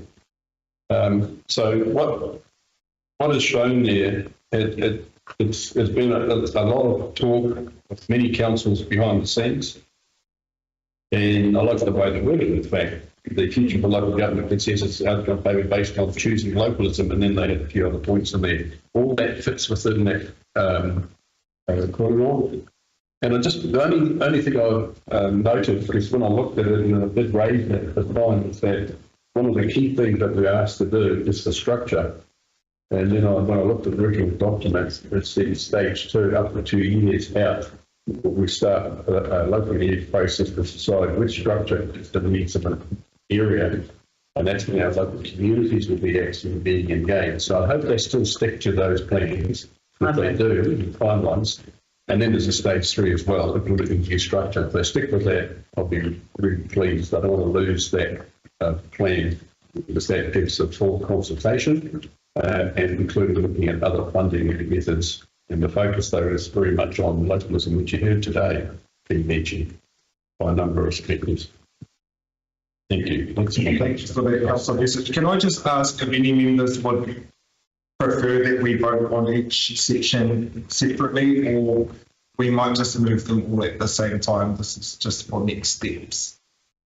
There were some councils who didn't want to vote against the whole thing, but they did indicate that if they had to choose across the sections, they would potentially vote no overall.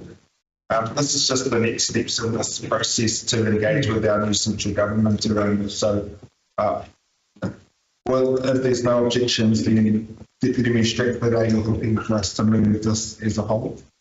Does anybody have any ownership for the review? All right. Thank you. We'll take it. Thank you. Can I just say thank you, Deputy Minister, for highlighting the incredible work that Councillor Research has done in this space, as well as our Kaikuihokianga Community Board Member, Jessie McLean, through her position on the Community Board Executive Committee. She also, and John Stewart. So no, it's great to finally see us reach a consensus view across these. I mean, some of these, actually, if not all of them, rebalancing the country's tax take between central and local government. You know, there's some real gems in this that came out of the review that we have found consensus on. Based on how we vote today, this afternoon, I will join a special general meeting of local government New Zealand to vote on them on a whole with the other 75 members of local government New Zealand, who give a clear indication to National Council that I sit on, as well as our President and Vice President, and then the Local Government New Zealand as an organisation, on where they need to take these conversations with our new Minister for Local Government, Simeon Brown, then of course other key ministers whose work streams and ministries directly affect us at the same time. So it's really great to finally see this come through. I'm hoping that it will, I'm confident that it will go through with our special general meeting as well. And in any case, it is my full endorsement, and I've been fortunate enough to have you all trust myself and Councillor Research and our community members as well, see it progress to the stage that it's at now. So I'm very comfortable with it. Happy to open the floor to any other members who wish to comment. Deputy Minister, did you want to reply? You put that to a vote. All those in favour say aye. Aye. Those opposed to abstentions. The motion is carried. We now go to item 6.2 on page 33. Housing strategy options analysis. Minister has moved. Second. Thank you, Councillor Kappa. We've got our Group Manager of Planning and Policy, Roger Eckes, who has vacated our CE seat. Our CE is virtual today. Roger, did you want to speak to this paper before we open for discussion, or are you just here to answer the questions? That's ready to see our questions. Thank you. Deputy Minister. Chair, thank you. Why is this paper needs a manual? So we're approving the development of a housing strategy and enforcing what's been scoped, which is the interim housing action plan. Housing is an issue that was highlighted during the last local government election. We were all out there trying to be elected. And during the Coroner Order development consent process and carefully, it was also raised during consultation on the annual and long-term planning time. we need a housing strategy to address the strategic planning issues relating to the current and future housing needs of our district. And as the report attached to this outlines, the housing issues facing our district are significant. The highlights there were 480 applicants on the housing register in March 2023 compared to 90 in March 2018.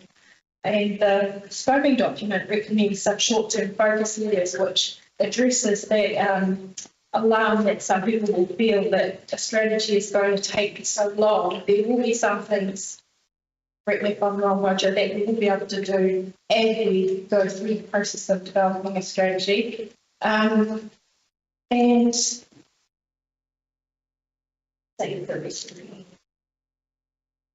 for that, Deputy Minister. For Councillor Kapla, would you like to speak to this recommendation? Just endorsing the comment made by Hawkeye in regards to the strategy. We are aware that we did have some workshop on the strategy, and I'm really for the development of this strategy. Thank you. Happy to open the floor. Councillor Floyd. Just before I make comments, I know that there's some information missing in this report that our central government agencies who happen to be here in the room today, Justine Smith, may be able to help highlight, and if she was willing to speak to that today as part of the paper.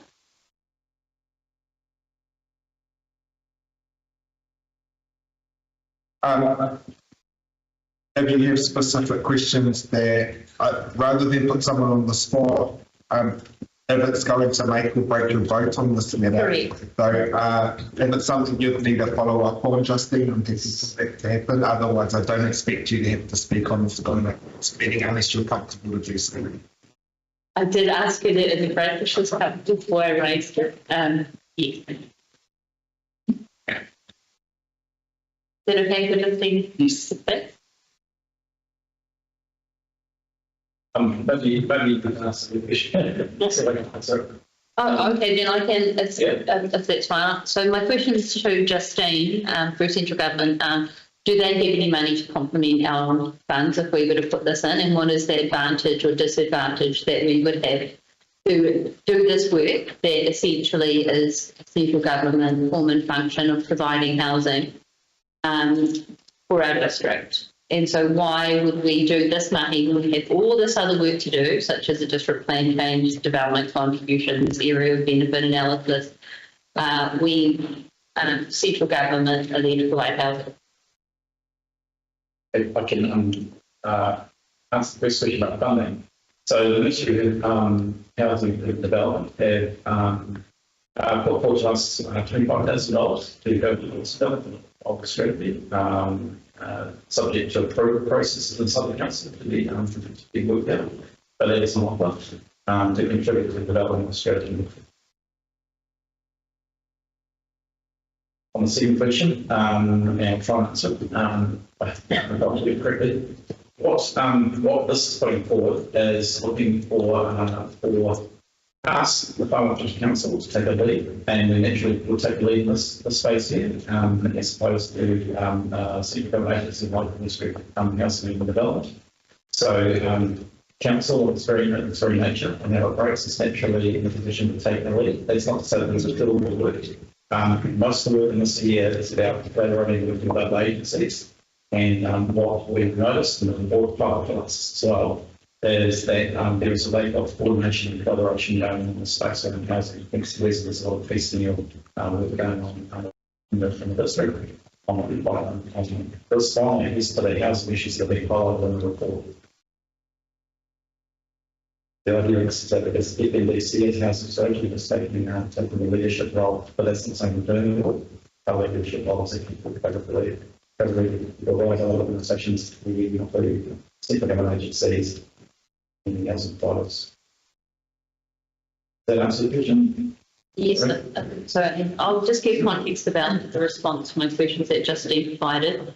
So there's not the case study example in here, but it was highlighted that Hawke's Bay did housing strategy, and they had 3 specific outcomes that were quick wins for housing, and they were presented to central government and provided the funding accordingly as a result of their housing strategy and those 3 quick wins. So I think that's, or Hastings District Council here is referenced in the report, but I think the key aspect is actually what are the quick wins and how can, if we do this work, how can we get more money from central government? Personally, I was actually against doing this housing strategy initially, but given the information from Justine and from central government, I actually have changed my mind, and I think that this is a good decision for our district, given that we can actually leverage more money, more opportunity, and work together for better outcomes for our community. Thank you, Councillor Floyd. Before we go to Councillor Research, my question, Roger, was, is there any, we've just had a central government election and our new central government talking the talk around incentivising local councils to see housing developments off the ranks or to increase our resource consenting.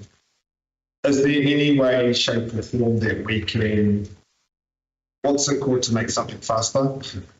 Expedite the completion of the strategy, which I see is going hand in hand with the potential financial incentives that would see come from central government from enabling housing in our district. So that, is there a way that when we finally get the directives from the relevant ministries about what that financial incentive looks like, that if it pays for us to, is there way, shape or form that we can speed this process up if it means that we're going to benefit from that financially from central government?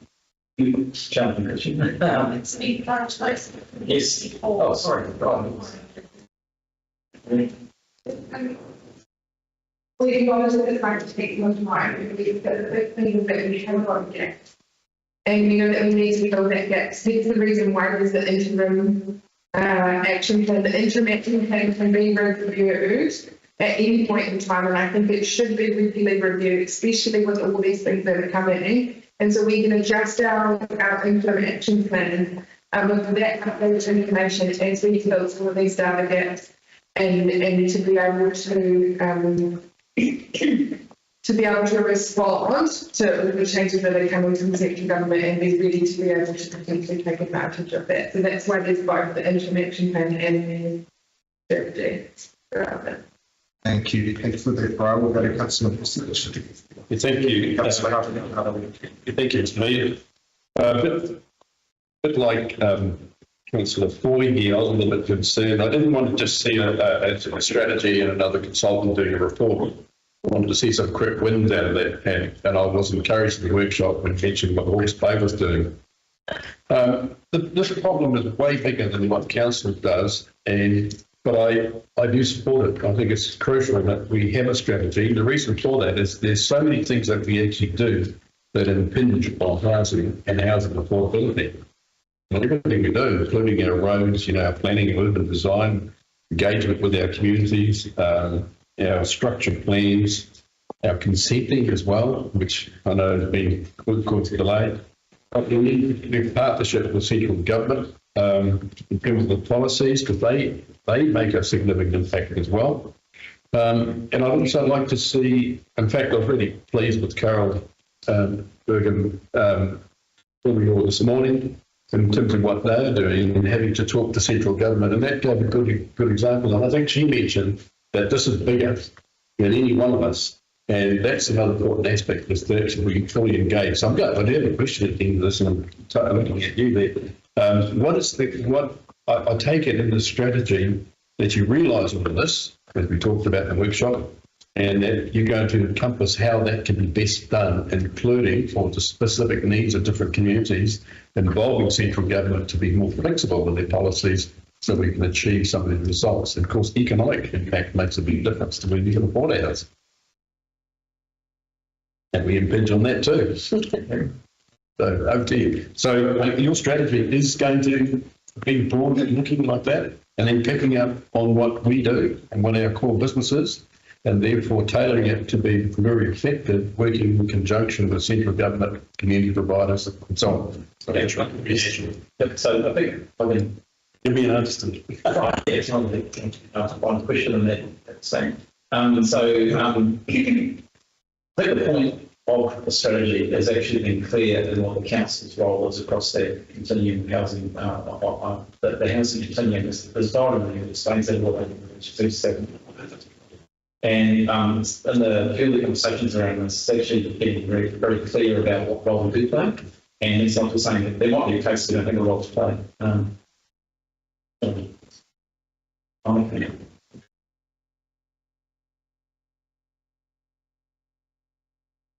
Let's see what the silence, that's not very good. Just shut it, the laptop. Yeah. For us, it's about clarity of our role as the council.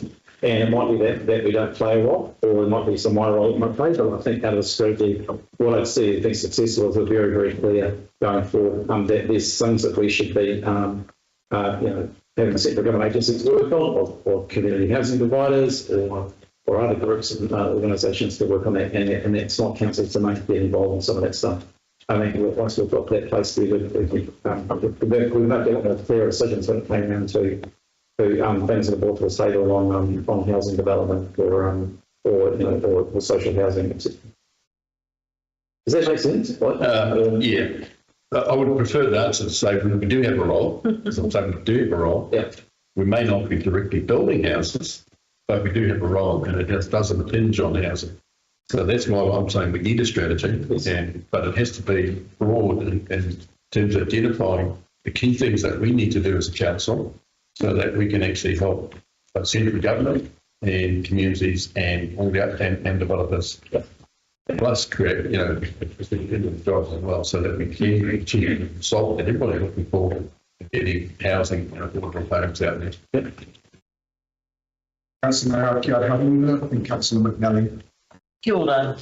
I think working on a couple of housing projects up in the far north. And I think in our last workshop, I heard Tanya Doctor say, and I think it's our role in council is to speed up the resource consent process, because that's what's actually delaying a lot of the building projects. And also we need to create a little box inside the resource consent, have consulted with Hapurani. That's all I've got to say. I like the idea because we're working with, in the Tai Kurahi space, we've got, is it Ezra Houghton, Vicky Houghton's book winner, who's leading the housing strategy. He just said it's all over the place in the farm. Nobody talks to each other, and there's nothing. But I don't want us to be house builders in the council.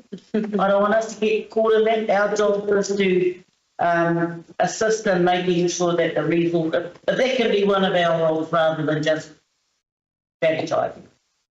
That's all. Councillor McNally, then Chair Ward. Thank you. My question probably relates to the first one anyway. So the current role in housing, it's on page 34. And I'm just concerned we end up reinventing strategy and policy. So we've got to lay out on central government future development strategy process and the national policy statement for urban development, which may or may not be completed. So that's, I don't think we need to do it again. And then there's a commentary. I'll shift straight to the proposed district plan. Why isn't there a plan? Our housing policy, what we're doing there, it should be. That's, and then if you look to, there's a comment under executive summary in the report that the council, addressing the housing needs to be considered across all areas of council's operation and collaborative approaches required to play a role in supporting community wellbeing alongside its regulatory and infrastructure functions.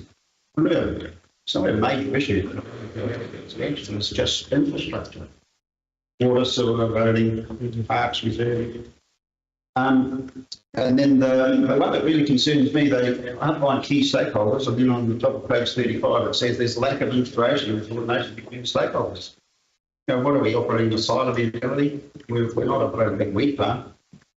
or wheat maize, barley, that needs to be tidied up first. So I agree with Councillor Harawira, speed up resource consenting and building consent timelines. And the other thing is a business case. If we're going to do anything, let's have a look at a business case. One of the things we're developing a housing strategy is enable identification of funding requirements to support actions like actions in place of the business case, budget management stuff. And the other thing is 2 years. We're already bloody 20 years behind the game. We need to speed that up as well. I don't know how you're going to address all those, but there's a few things that I can't support it really on its current basis. What we're proposing, too long, too many ifs and buts, really stuff that's already done. Don't need to duplicate it. Chair Ward, Councillor Pliskowicz. Firstly, I just would like to support the strategy, and I know that the views of the community board will be sought. My concern really is in value around the interim. I believe there's a reward here, and I have been waiting for some information from them in relation to the change on use from bed nights from visitor tourism accommodation to housing residential across all sectors of emergency transitional organisation housing.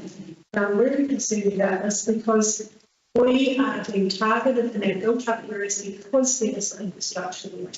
So it is in a really easy situation, change the use, so council have a part to play. And I've been asking for some months about this. I believe we should be doing some statistics. I know there's a number of change in uses that have gone through this council. There's also a number that have changed use that probably haven't gone through council. Why I'm really concerned is because these establishments, most of them meet the healthy homes criteria and standards. They are easy to commute, and they are causing a huge economic upset in the visitor. We don't have big problems in the visitor tourism sector. We're already seeing in the Payne area. I had another approach this week from a body corps. A bank owns 16 apartments in a large establishment in Payne, and they are looking to turn them into residential from visitor. That will impact hugely on the body corps and raise sensitivity issues, and there is concern around what the intent is of the applicant or the bank to actually apply. So I'm concerned about the interim. I hear Steve, we're not doing anything fast enough to address the existing issue. We're destroying our existing economic offerings. We're bringing back tourism to where, to what? We're destroying our ability to host large events because we can't accommodate. We are in a crisis. Now, I might sound melodramatic, but I know what's going on behind the scenes, and I will be coming to this council to request information on behalf of the remaining body corps members in the establishment. They will have to review their body corps agreement, but it won't take much doing to overturn them. So, the big lawyers come in, the big lawyers come in, and, we're losing the bed nights. Nobody is doing the numbers and the bed standards. We need homes, but at what cost? And it's not suitable living standards for a lot of the people that are going into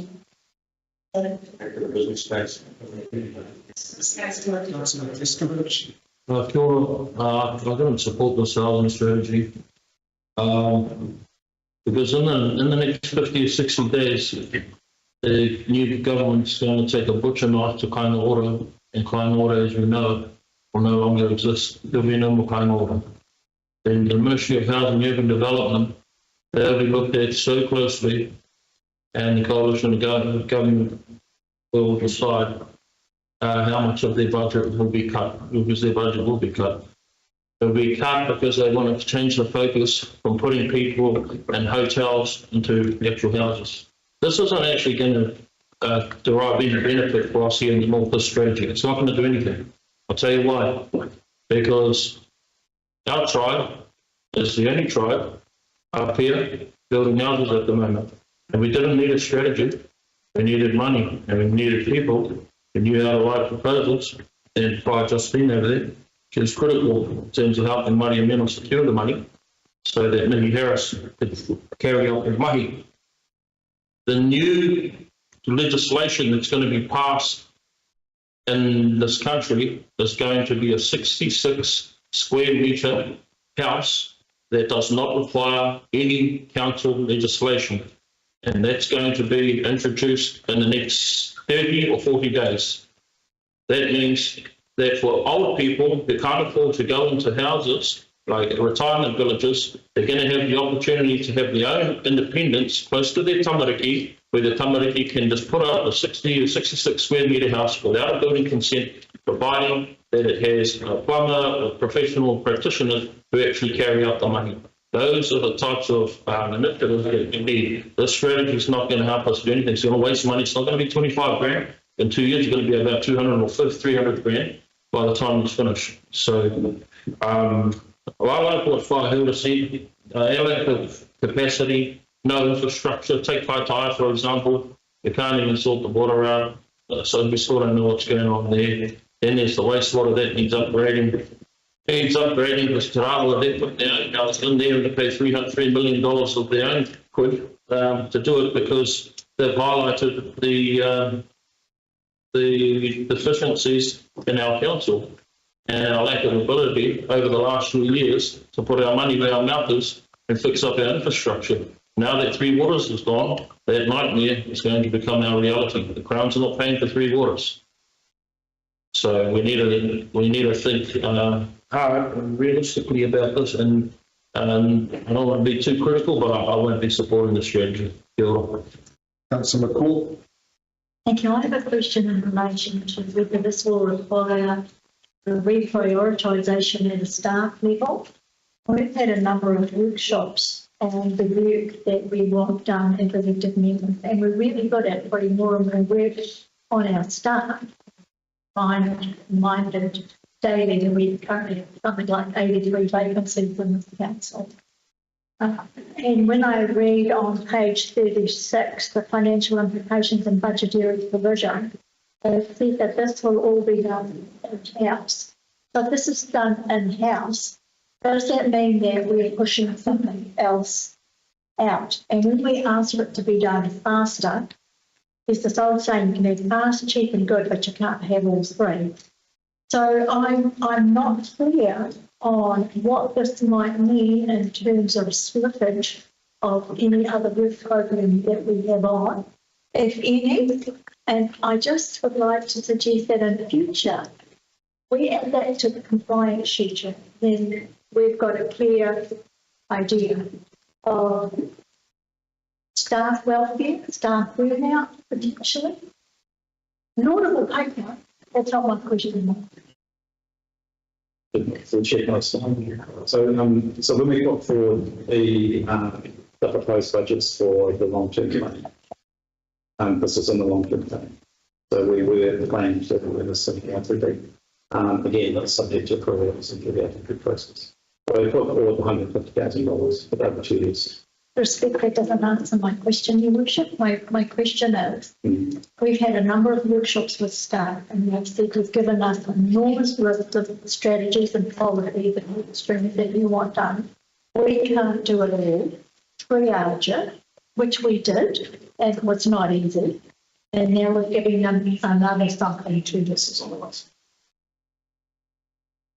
is we've included some of the strategies that we're putting forward to be developed in the LC.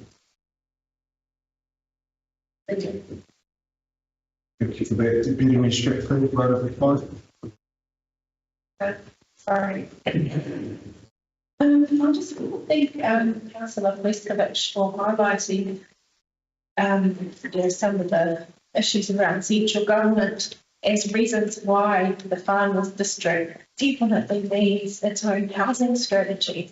The housing strategy, for lack of all those other people, will direct how other sectors will respond to meet the housing needs. I just want to acknowledge what Member Ward said as well. We need that information, not just for business, idea of what's happening to business there, but we also need it to understand our housing and homelessness crisis. It will address the gaps in communication channels, identify the emerging issues.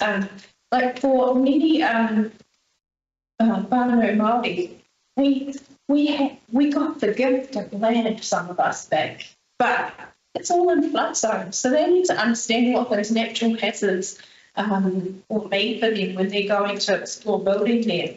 At the moment, Councillor Kappa and I have people coming to us telling us their housing challenges, but there's no concerted strategic way of dealing with their big concerns. So having the strategic plan and the fund, the resource that's already there, by the way, we're just, ticking the box of over this page there,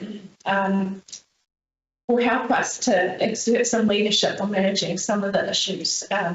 We've got empty homes all across the district through winter. People aren't renting them out. They're being used as holiday homes over summer. We've got seasonal worker demand that we can't keep up with, and other issues related to housing. We need to build stronger working relationships with whatever central government agencies will be left to improve our housing delivery through the Kiri debacle. We have built those relationships, but they weren't there before. This strategic plan will help us address that. It will help us work through Health Council as an organisation. Will work with Māori frequent landowners, and it will help us work with our disability community better to ensure they are able to live in homes and locations that do not disadvantage them further. For example, we've got many footpaths and yes, there's a footpath there, or yes, there's a door entry being put into a new building, but it doesn't meet, what is that standard? The Universal Design Guidelines, which, so we need to use a strategy to address all the vulnerabilities of our district. And I'm not sure if everyone's aware of the large number of people that sleep rough in Kiri Kaitai here. They sleep in our cars, in our freedom camping areas such as Kawakoa. Mostly hidden from public view, but has to be considered in our decision making in that wellbeing aspect of the Local Government Act. The strategy will be able to add value to our regulatory processes, such as how we will work with agencies and those bylaws that we need to develop or amend due to the recommendations from this strategy. We do not have a way of managing the people that sleep rough in our car parks. So this strategy can identify and guide us in how we should best do that with our communities, with Papua New Guinea. And I think that the interim plan that does need to be more specific about how we're going to deep dive on the resource consents. Building consents are fine. As far as I know, we're still 100% meeting our deadline for that. But I do want to acknowledge, the value that a resource consent process has, and when it works right, to preventing development going in the wrong places. And I just acknowledge the staff in those departments for that, big mahi in that space, and our Te Wono team who have to carry the load when it does go wrong. But council is in the best position to lead the development of a collaborative housing strategy. It's, we are doing it in an ad hoc way already, and I don't think it should be an agency that does it. It should be council, because we have a regulatory role already, we have a leadership role. Even though we do housing, people come to us with their big massive homelessness problem. So we need to play a role in there and help kick some of these things into things. Thank you, Deputy Instructor. I'll put the motion. All in favour say aye. Those opposed? Councillor McNally, Councillor Pliskevich. Any abstentions? The motion is carried. Thank you. Would agree that you just reported, McNally, Pliskevich? Yes. Yes. Yes. Now we to item 6.3 on page 61. I've had the request that we've temporarily suspend standing orders for this motion, so understanding orders 3.3. Any member can move to suspend standing orders at the meeting, which the members, I'm going to get 75% of members present. This is just so that we can have a conversation before we move the motion before us. No, we're moving to, before we move the paper itself, in case we don't move this reading, which will then open it up for debate and motion and all that sort of stuff. I'll move that we suspend standing orders with seconded by Councillor Foy. All in favour say aye. Aye. Opposed, or abstentions. That is carried. Thank you. Gigi. Mention, Karika, te mea atu ki te whānau o Waitaitua, ka nui tana kaha ki te tautoko ngā kaupapa I roto I te rohi o Ngāti Rehia mo tēnei kaupapa hoki ki roto o Kerikeri, I te wikini nei kua nehuia I Tākau Bay. And so I just really want to acknowledge Waitaitua, who was a very strong tautoko in the whole, in all of the happenings that have been involved in. Tēnā koe, pai ina. Ka mahui taku karangatira I a papa Wi-Fi e tui a karere a papa e timatanga o tēnei hui. Tika ki ana mo kūrero hei karangatira I tō pata me rangatira ko ni atu. Just acknowledge you for the reminder to pay respects to papa Wi-Fi.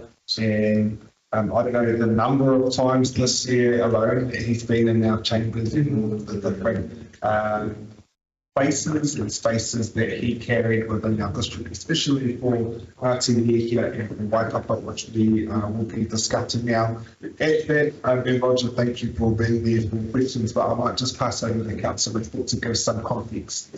Not to do that, I speak too quietly.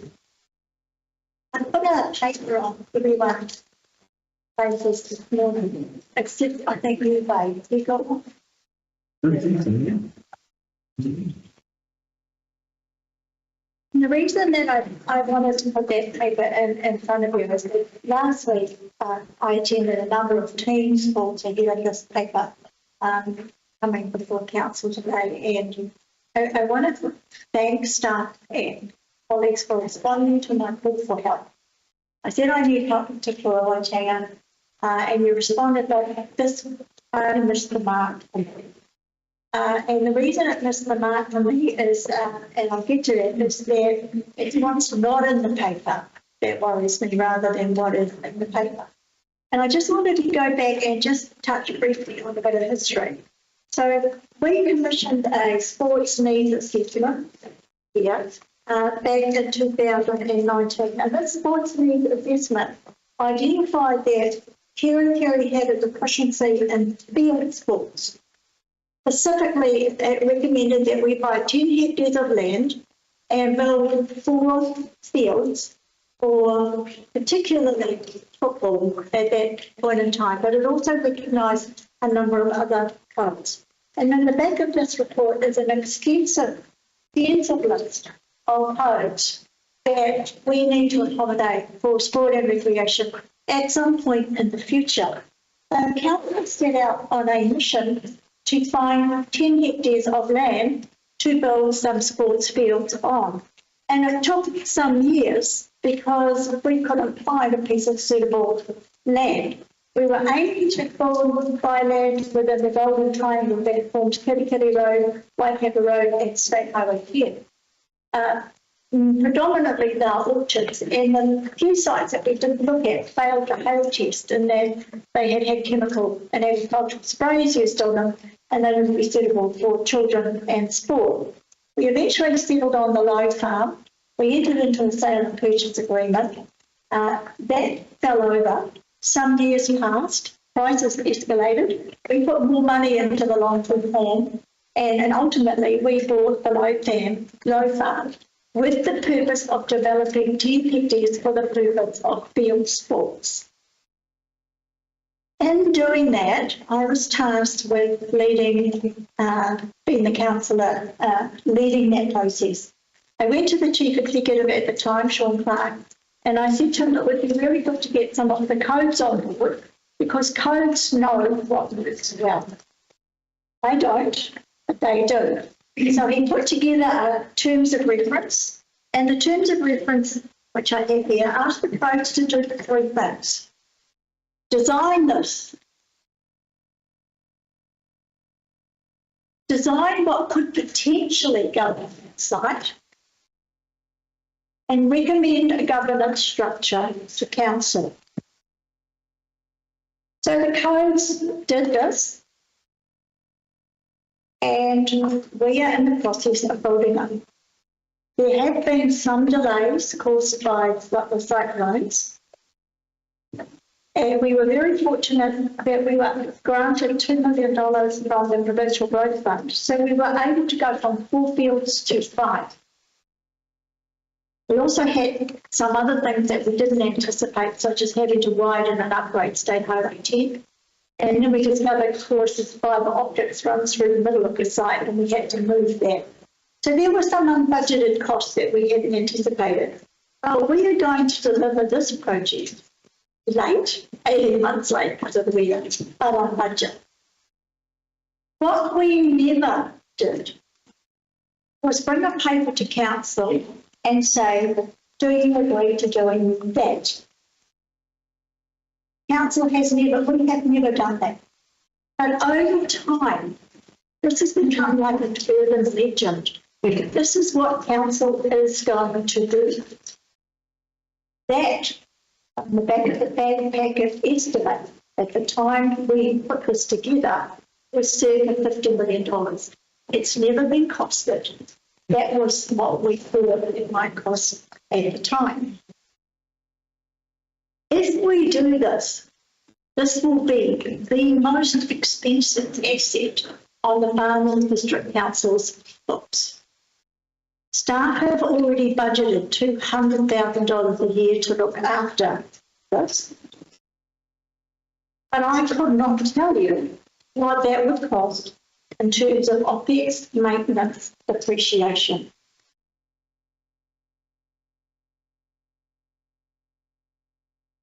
So what I wanted to do and what I asked for was that this report be pulled from the agenda,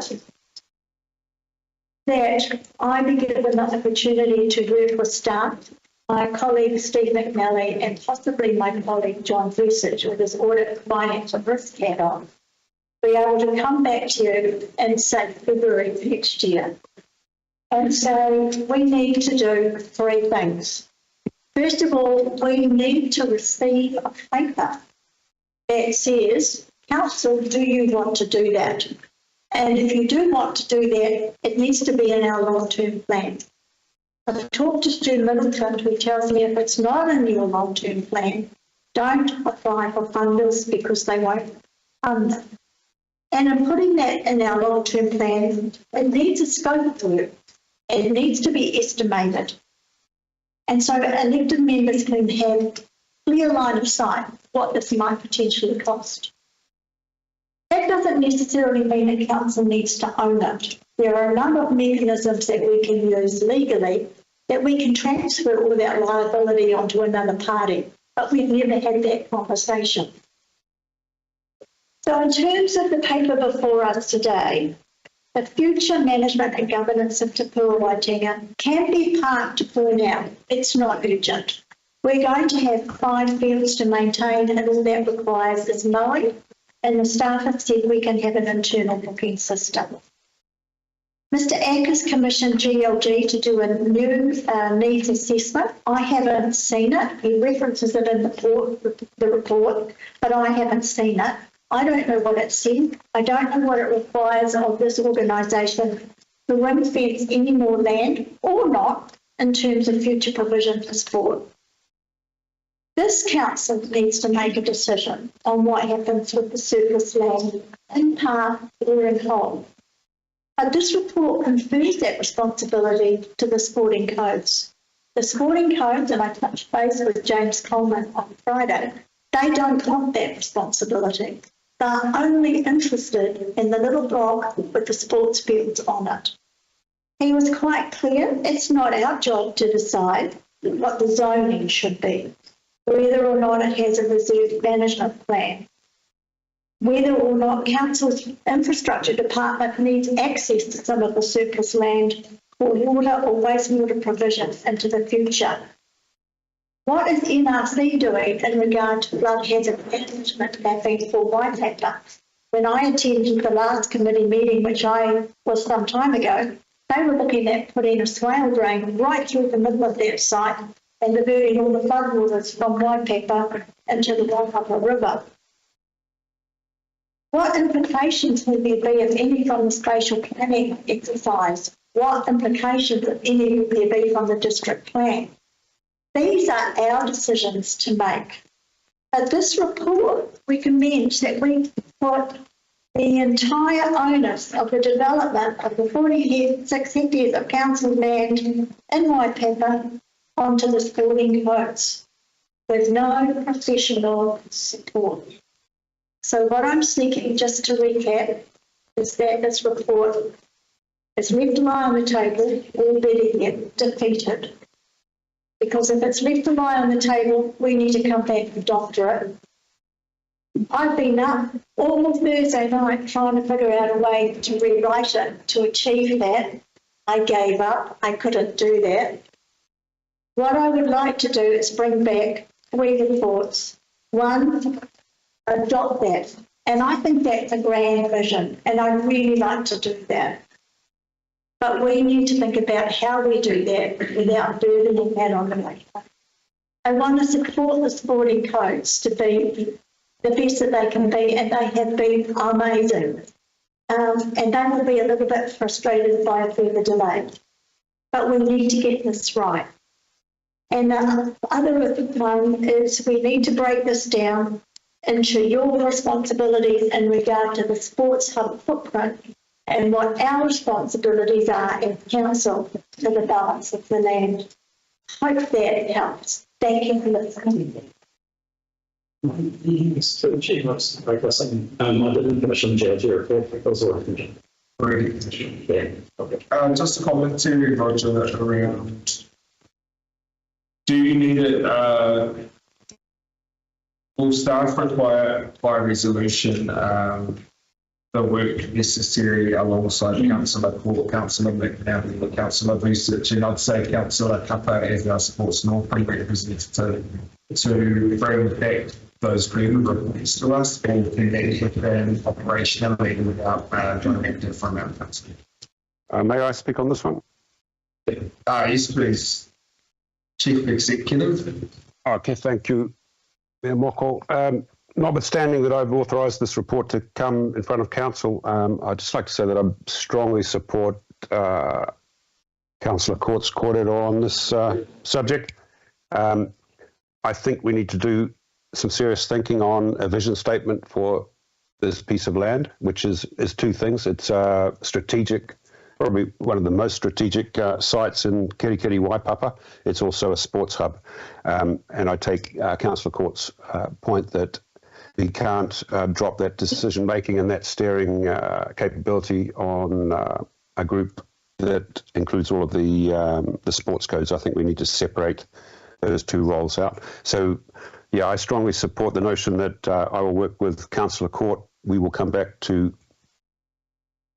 council hopefully in February with I think a vision and a recommendation as to an appropriate steering group and appropriate delegations to plan and steer our vision for the future. Thank you for that, Guy. We've got Deputy Mayor Stratford had a hand up first, then we'll go to Councillor.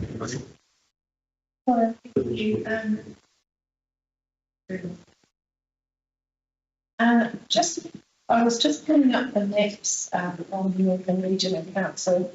The proposed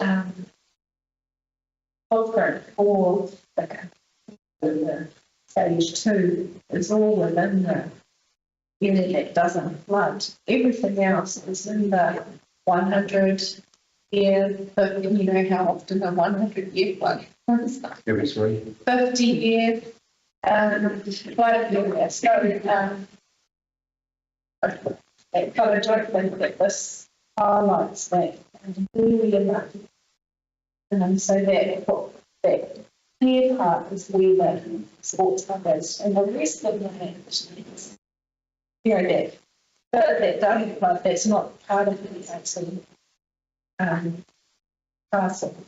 I think it's really important to highlight that when I was the sport orphan rep in the last program, the Kitty working group, or the community members were really pushing for Sport Northland to be involved, but Sport Northland, the way that they prioritise which community projects to work on, so they were helping them, helping them putting it through, and the smaller, more vulnerable communities, because there's a lot of driven, well-resourced people in Kitty that were getting on and doing it. And I think the reason I feel like so much desperation to send a signal to those community members that we value their time and we want them to succeed, and therefore we're establishing the steering group, is because they've just had to wait.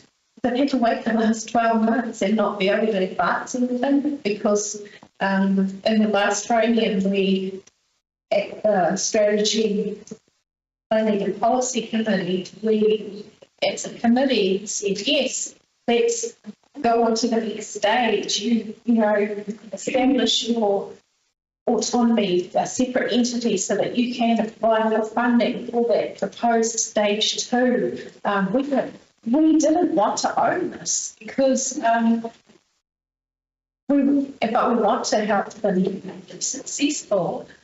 But it's likely to cost them the tens to $50 million. We're not going to invest that much money in a sports facility. So the longer we push this out and make it difficult for these community groups, some of them have dropped away. Council, but the longer we drag this out, the less likely they will be able to apply for funding. We can't apply for that funding. There's so many funding buckets out there. Council cannot apply for it. That's why you need to work with the community. The other thing is, if we just venture into leasing that portion, to this entity, we don't need to say, yes, you can build stage 2. Just give them the autonomy to do it. And I disagree that we need to have I just disagree with there being other investment opportunities on this land, because of my experience with the fire and Kaukau communities with flooding. Next, as Councillor Court has raised, it has been proposed that there will be some land taken in public works, but there's not even within the next 3 years for Northland Regional Council. It's not one of their priorities. Some of the land that is next to houses that people live in, the priority for them, not land that is commercial. Yeah. So I was hoping that we would get to some kind of middle ground today, because I wasn't one of those fully last week, and really pushing about, no, the paper's in the agenda, it has to come, and let's discuss it at the meeting. I think sending a signal to the community that we are re-establishing a steering group and the terms of reference to be confirmed at our next meeting could be a good compliment. Thanks. Councillor McHenry. Thank you. following on from Councillor Port's commentary, there's two things that I think need to be tidied up, and I think there's a couple of ways to do that. One is to confirm, as we've already done, the Te Waitangi sports fields, which is that 12 hectares, and make sure that the funding for that OPEX going forward is in the LTP. I'm not sure if it's in there or not. Make sure that happens.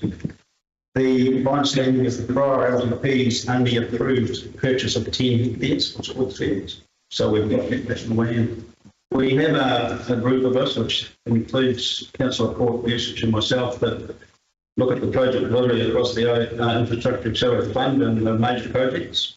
Let us, as that group, if we're all got the time to do it, become the oversight committee to look at managing that balance of that land. Let's look at the best use of it or options for it, which will include looking at whatever Councillor Port referred to a paper in here that suggests the additional capacity we may require at a time. The other thing is when we're looking at the infrastructure acceleration funding, this always comes with a business case, budget, delivery, and then we get milestone. In this report, there's milestones of project delivery, timelines, budget, underovers, and so on. We need to get back to that detail. There's a lot of land there, and it's possible there's some we can divest to recover a bit of, recover some capital to reinvest. So I just think we need to separate the two parcels, the 12 hectares, that's named, it's ring fenced, it's under construction, and the balance needed. And then that becomes an oversight committee. And as Councillor pointed out, that's the responsibility of this governance group, and we may need to include our community board members as part of that. Let's just have a quiet look at it over the next period of time. So if you wanted to move this forward, we change this to from steering group to just oversight committee, or we just include it in the existing IOF reporting strategy, and let's have a look at it through that. Committee with people, there's 3 Gs and he's got Ken Johnson. So that's a way I see it's going forward, which doesn't stop anything. It supports the current sporting cards that have put the effort into Te Waitangi at this date. And then let's just take a step back, take a breath, have a look at it, make sure we utilise the balance of that land to its best purpose.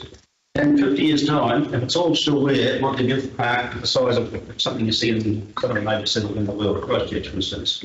But can we afford it right now? Absolutely. Let's just look after what we've got, we'll get how to go forward. Thank you for that, Councillor Elliott. We've got Chair Ward and then Councillor Research. This has been a long, slow process from community board perspective. And, you know, in my view, things that have worked well on this sort of way of looking. The council haven't adopted this. They need to, and we need to get it. Whether it's scoping or not, doesn't matter if the process needs to start. My concern is around treating this as one lot. And then the community and the community board have not had discussions outside this stage one. So if we're going to actually engage effectively as a council, we need to be very careful that we don't start implying that we have plans to balance the land. There's been a lot of discussion around the past council, around what the land could be used for. But I just think we need to follow due process from a community perspective. We're the ones that do it in the need.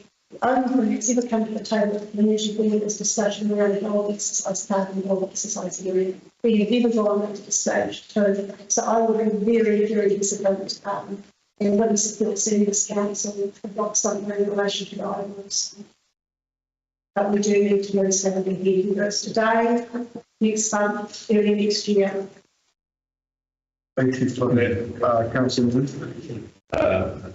Thank you, Mr. Mayor. I actually probably support Councillor Port and And what they've been saying, as it stands, to actually go ahead with this in the whole site, I think is makes me really nervous. Not only is the cost that was raised, but also we need to consult, we need to actually have a plan and everything else. The good thing though is that with the extra land, I think there are many opportunities, but that's really a governance codes.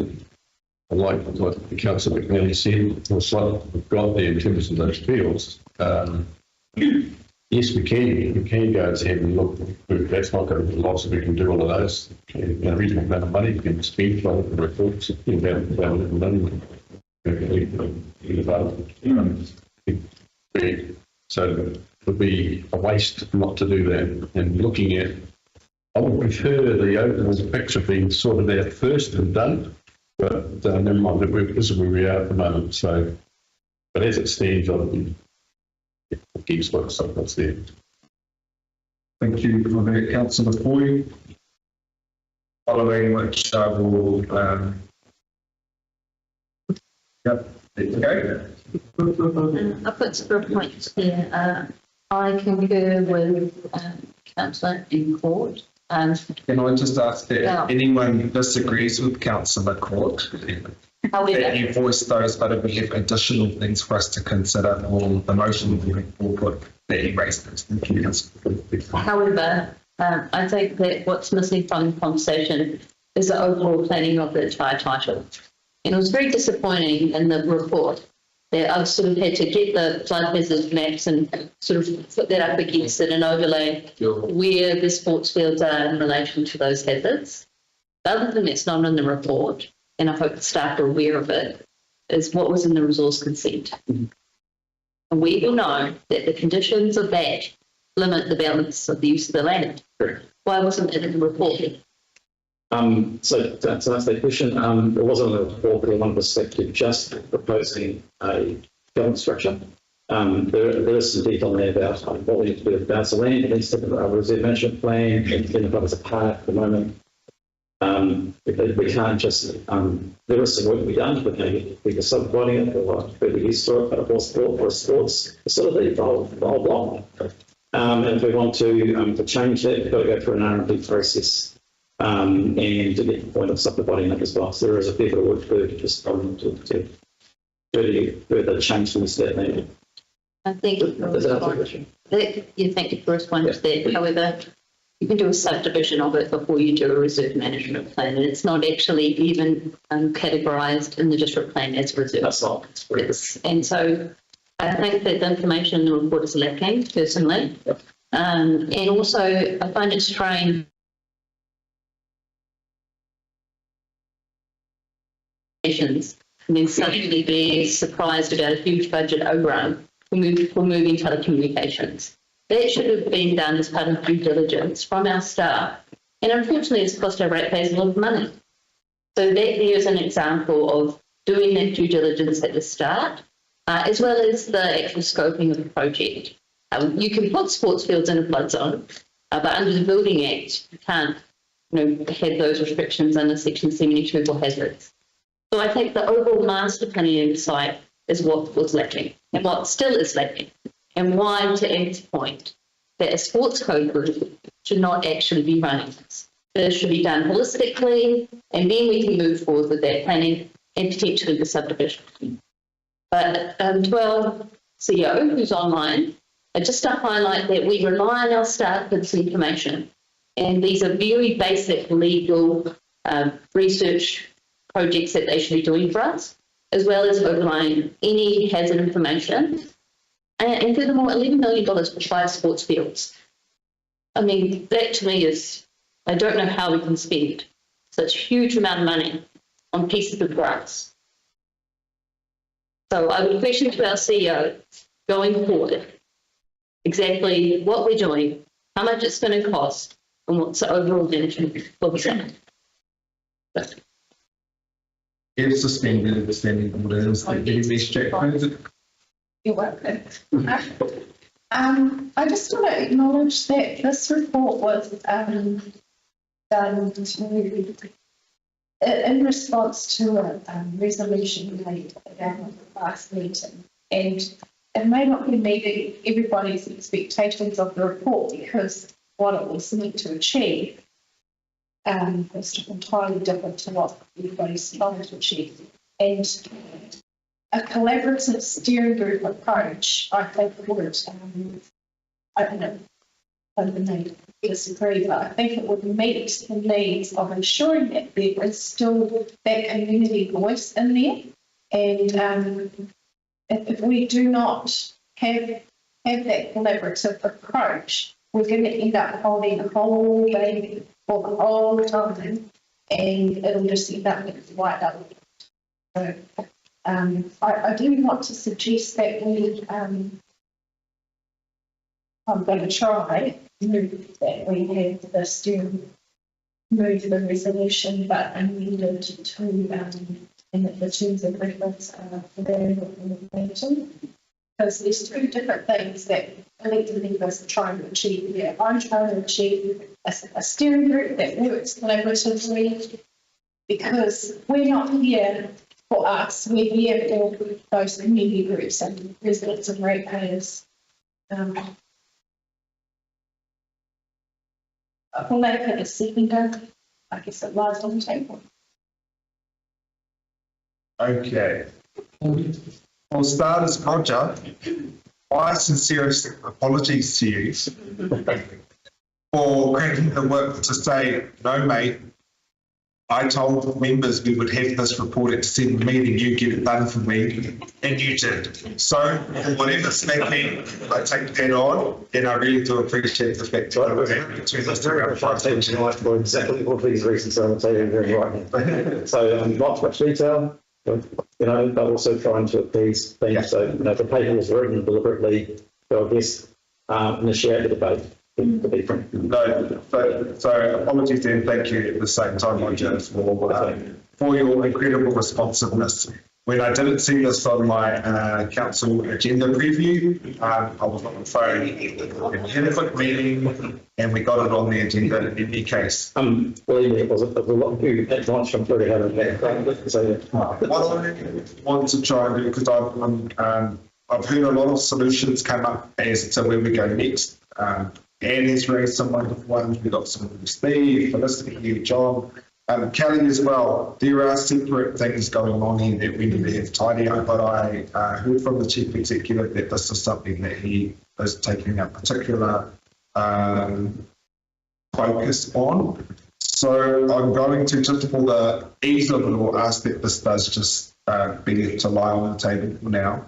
But then what I would hope is that by February meeting, is that possible for 8 or our 14th March meeting, that we have got staff with and you know John, Steve, Bay, make sure that we've got a balance there to figure out exactly what we need. I'm also hearing that what comes along with that, once that's decided before the paper comes to us, is actually a workshop, so that we're able to workshop with free and frank discussion, questions, what we can expect to come to make a decision on at the council table. So we don't have to try and workshop it at the table when it comes in. So if I could just get a steer on timelines, what would be appropriate? Yep, so there are, through the chair, there is workshop time available to make some, for you to have those conversations and meetings beforehand, and then a workshop with full council prior to the March meeting. Does that suit your? it sounds reasonable. I need to have a look at it. Probably need to guide but see just make sure we're square one. Because there's 3 things that have been requested, if I've got it right. It is there's an adoption of the proposed that, and then the second one is looking at, I think, they've got it right, the governance between the two, between the residual land and what we put in place for the sporting ground. I think that's how I've got one of those two. Am I right? I'm sure I've got. Yes, that has to be be looked at as well. Resolution for the Stratton Whole Committee from 2020. Can I just get advice to that point, the fact that we need to, Councillor Portsmouth leaving this to allow on the table requires a decision at some point in time, or then these potential reports following our workshop and making in this space supersede what is left to allow there because the intention will be similar, or what's my best course of action here for this paper that I've got on the agenda right now? No way. The easiest thing to do would be to defeat it. But we have to come back with another plan. And the reason I wanted to defeat it because I don't think council law, but if council was to say no to that, there is no need for a working group because there's nothing for them to do. So in terms of sequencing, a preference would be defeated because the new report will be substantially different. We'll come back and say, we need to triage these things. Receive a report, do we want that or not? You need that to be able to go to funders. Codes can't currently go to funders. It needs to be staged. So if codes were to run away to funders now, what are the funders going for? Because there's nothing there to fund. We hold the resource consent. We need to make sure that we comply with the resource consent. So there's a whole bunch of things. And my preference, and I check advice on this through democracy services, to think that report and allows the opportunity to come back with to you with a fresh plan that covers all the bases.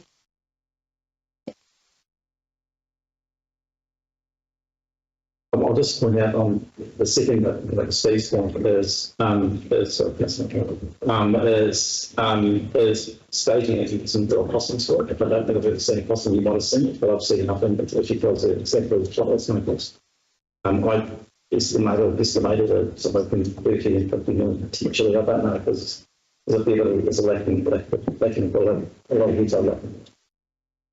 But that's what's been put forward. And concept, that's what's been passed around, and concept, that's what all the Supreme Codes are on expectation. Another concern. Thanks. Thank you, members. I'll move to resume standing orders. So we can carry on with our meeting. Seconded by Deputy Mayor Stratford. All those in favour say aye. Aye. Those opposed or abstentions? Motion's carried. We're resuming standing orders so that I have some tools for my kite to get through the rest of our council meeting. With that, I will move the recommendation as it is written to approve the establishment of a steering group to oversee the future use and development of our Waipapa land, which is earmarked for Te Kua Waitanga Vale Melbourne Sports Hub. I'd like to get a seconded by Councillor Stratford. I have a feeling you're going to try and or vote for it or something like that, or are you happy for it to be defeated?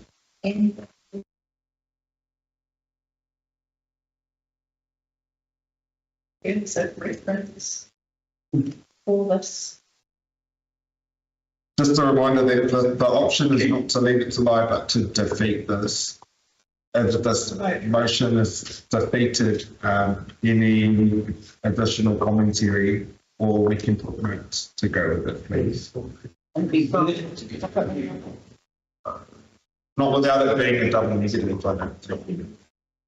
Other than defeating it, we would need it established. Anyway, I think everyone's on the same boat. Myself and Guy we'll make sure that we do have the follow-up. I'm too hard. Let's just vote this down. I'm voting for. Okay, we'll put the motion. All those in favour? Vote by division. Yes, you can. Deputy Mayor Stratford? Councillor Court? Opposed. Councillor Foy? Opposed. Councillor Halkiata? Abstain. Councillor Kappa? Councillor Gliskovich? Aye, opposed. Councillor McNally? Opposed. Councillor Radich? Councillor Dakina? Councillor Lucic? And I am also opposed. The motion is defeated. We will now move to, thank you, Roger. We will now move to item 6, only to item 6.4, on page 74. And the recommendation is from our Te Kokatau Body Committee. I'm happy to move, seconded by Councillor Haukia Parawira. This has already gone to committee, so it's just our council sign off. Councillor Haukia Parawira, do you want to speak to this in all? No, it was something that was proposed by staff as, Roger. Just to guide staff on what are the priorities. And I think the Kuaka added the second part, which was to support its early socialisation with the Hapu and whānau. And I didn't see the relevance of this until I heard your comrades from Kaipara down having a climate action policy, and I think it's really important that you can see had one. That's all right. That's it, Roger. Is there any other members like to speak to this committee recommendation? Yeah, it just seems like a waste of time for me. Climate action report, we shouldn't just be focusing on getting dough and giving it out to areas like we did in Portia, we do, Kyle, and some of those other areas. The government, and in our earlier motion, which was prioritising and ensuring that we're in alignment with what national government is doing, climate change is way out in the cornfield. Yeah, because the climate minister is in oblivion, because they're not focused on climate change. They say that climate change is distorting our agenda, and it's distorting the Māori agenda, and it's hollowing out the economy, and that's why the climate change minister is not inside cabinet, he's outside of cabinet, because that's where they want climate change to go. They're going that way because they're focusing on oil, they're focusing on mining, they're focusing on fracking. We'll put the motion, all in favour say aye. Those opposed? Opposed, Councillor Foy, Councillor Kleskovich, Councillor McNally recorded. Councillor Radich, you're opposed. That is 4, 6, 4, 7. That is still carried. Thank you. We'll now go to item 7.2. Mayor and Councillor reports on page 111. Christmas presents this Tuesday at our final council meeting. 2 Deputy Magistrate with Councillor Cole, Councillor Haukia Parawira, Councillor Rakin, and Councillor Rusich will be with us. I'll be moving this recommendation. If I could be seconded, please. Thank you, Deputy Magistrate. Just highlights from me. Copy paste from the last one, just really appreciate seeing some of the incredible work that members do, especially within your portfolios. And I also really appreciate hearing your own voice within these reports too, because when I read them, I actually can hear you kind of speaking to me or imagining writing them. And that's across all of them, whether it's hands or targetees or different fire holders. So I just really appreciate these. I think that these are going to inform what our midterm review looks like in the early new year around the different responsibilities that the community could be hold and how we want to go with that. But in any case, I appreciate seeing the chance to give me Stratford. First of all, your Anne's voice and there's a clip in there about even though there's some pulling back regards to climate action with the new government, they're still putting in 10,000 public EV chargers, and they started that. It was actually the National Party that started that work before the last government, and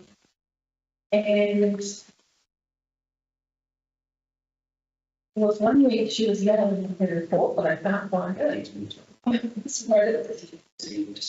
Councillor Cook, do you? Yes, yes. Sure, you can speak to that. And then, totally agree. There's a lot of, I hope that staff in these, since there is a lot of others raised in these reports that are only unresolved issues. You can see one in red. And then somebody has taken on more of a narrative role in his report, and it's awesome.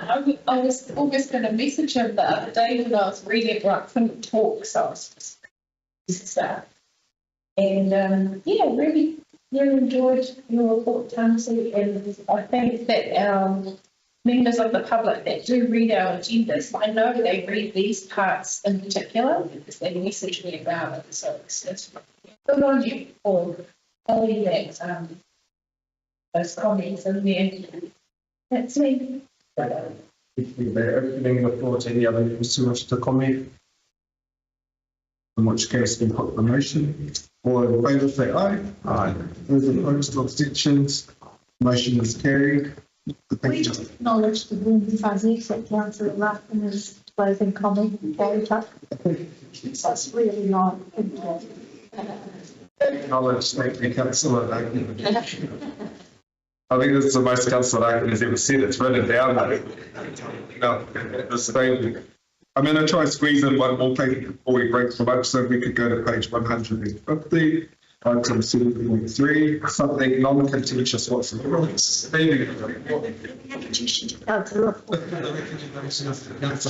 the report of investment by housing for the elderly and by campaign mover for this motion. Councillor McNally, seconded by Deputy Minister Thetford. I agree. It would like us to take the motion that the paper received. I think this would like to contribute. In that case, we go to Councillor McNally. I think it's about a year ago that we talked about this first investment of the housing. I guess we're still talking about investment in it. Looks like a lot of money going forward. I was more interested in what are the outcomes going to be rather than just receiving it. And I think it pops up again in the resolutions. Still open. Come up in item 7. So we'll receive it, we'll bring it up again. Thank you. May I comment on this one? Okay, so I apologise. I was experiencing connection difficulties in Kororareka earlier, but I would like to reference item 6.2, housing strategy options. I think it has a direct bearing on the housing for the elderly kaupapa. I attended the workshop early in my tenure here as the new CEO. I attended the workshop on housing for the elderly and saw the proposals that came through. I didn't see anything compelling that gives us a way forward that supports our housing initiatives.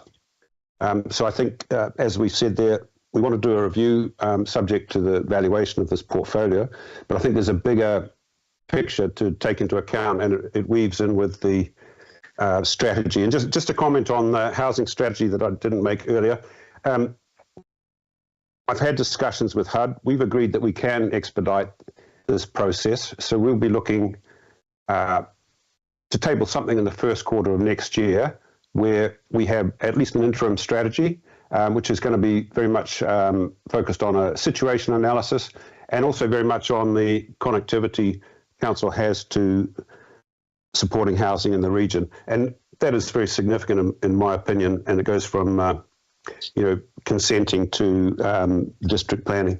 So there are a lot of issues for us to look at, and we'll be looking for a tactical plan as to how we can support housing fairly rapidly. And some of those work streams are already highlighted for the new year, and that includes having a thorough review of our resource consenting processes and seeing how we can streamline those. So I think that's about it from me. But as I say, I think the housing for the elderly is an opportunity. It's not can we just figure out a way to maintain this portfolio? It's more about what are the opportunities here to develop mixed use housing areas and develop that portfolio and add to housing portfolios. Thank you. I'll note you there, Councillor Foy, but just note that what I'm hearing is a significant change to the council direction based on this. So I would expect that in the new year, when those valuations are done, that this is something that would get workshopped. In saying that, acknowledging that this is just receiving a report, and that the biggest next point of work to be done is the completion of those valuations. And let's consider that in their commentary that they have, and I'm happy to follow this up myself as well. Right now, we're just receiving this report. Councillor Deputy Mayor. Thank you. Yes, the council 2 LTPs ago consulted on divesting the portfolio, and then after the last LTP, finally started to go through some actions. So we do need to look at what those valuations will be, and what the options are around that. Because I do know that some of the providers were expecting that we would just, hand them over, at $1, which is not that great for our books. But the cost that we have, I think it's, is it 80 million over 10 years that we have to spend on the housing if we keep it. So if we cannot apply for any funding, like the providers can, if they're chips, they can access funding. So this is information report, but it does look like it's a slight move in a different direction, as Kahika has highlighted. We will be, it will need to have a resolution if there was going to be some suggestion of change. Thank you, Councillor Foy. Thank you, Member. Well, I've got some questions for staff about this report. And namely, in the recommendation, it doesn't say divestment, and it uses the word investment. And there's also no time frame around this, and there's no milestones around this, and there's no budget of spending in terms of actual outputs or carry forwards of any renewals funding on the asset and how that aligns with the divestment timeline. Can I ask questions about your work? So for who to direct the questions to?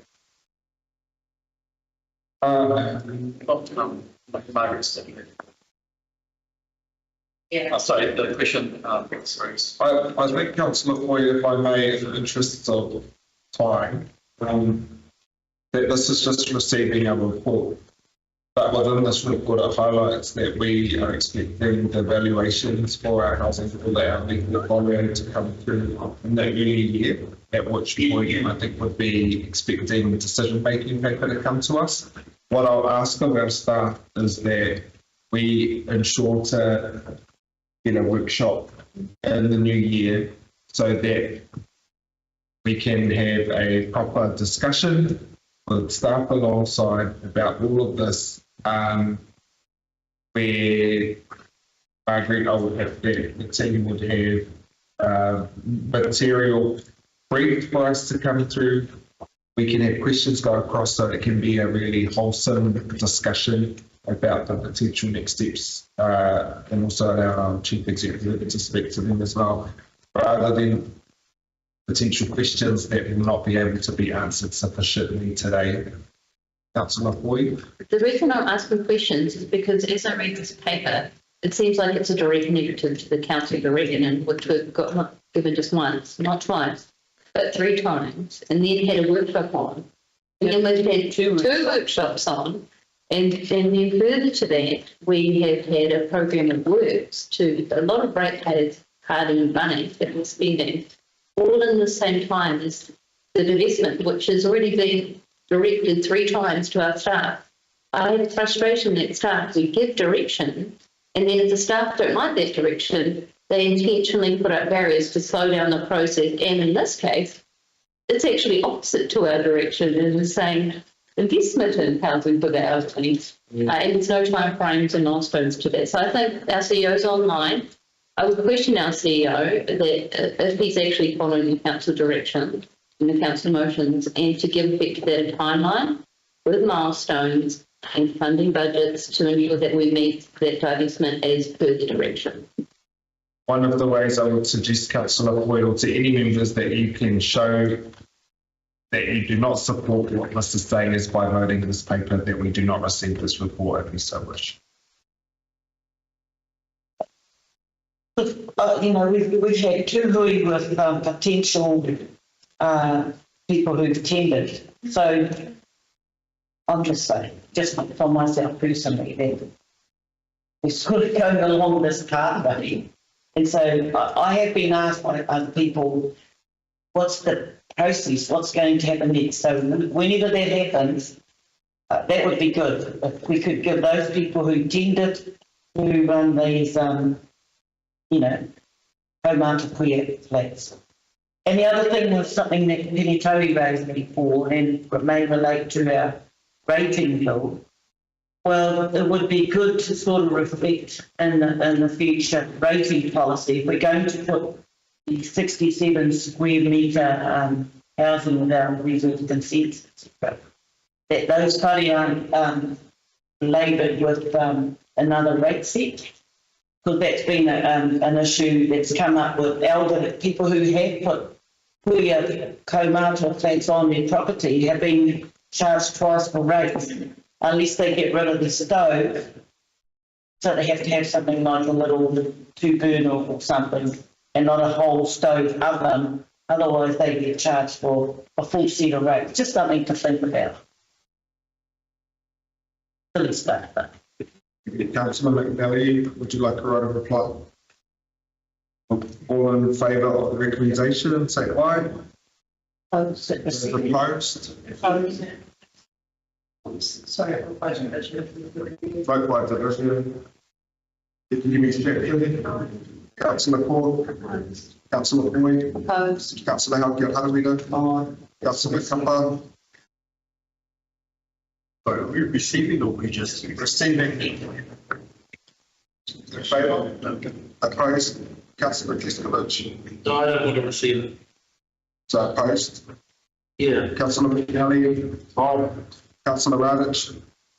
Councillor Rakina. And Councillor Vucic. No. When it's been raised, I'm sorry, Daddy. Abstain. Abstain. Ready? Sorry? Aye. I'm for us receiving a follow up.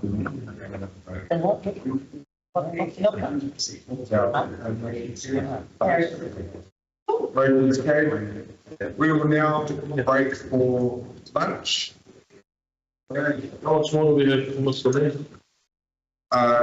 We're about halfway through. If we could get our live stream first.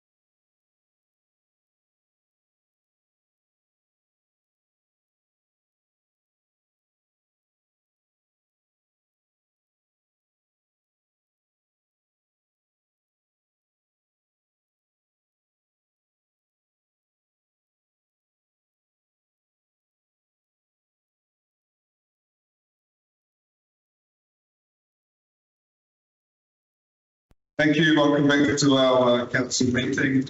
We'll now consider item 6.1, Ngākahu Steering Group recommendations. I believe Councillor Research is an alternate motion he would like to move, which we'll get on screen now, please. Yeah, right.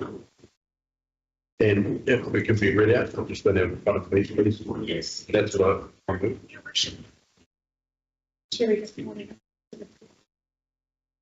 Thank you, Councillor. Appreciate it. Yes. Yeah, just if you could read that out, then.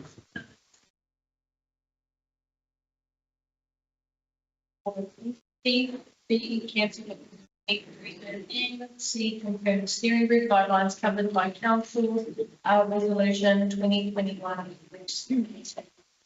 Now, my understanding, Councillor Research, is that what you are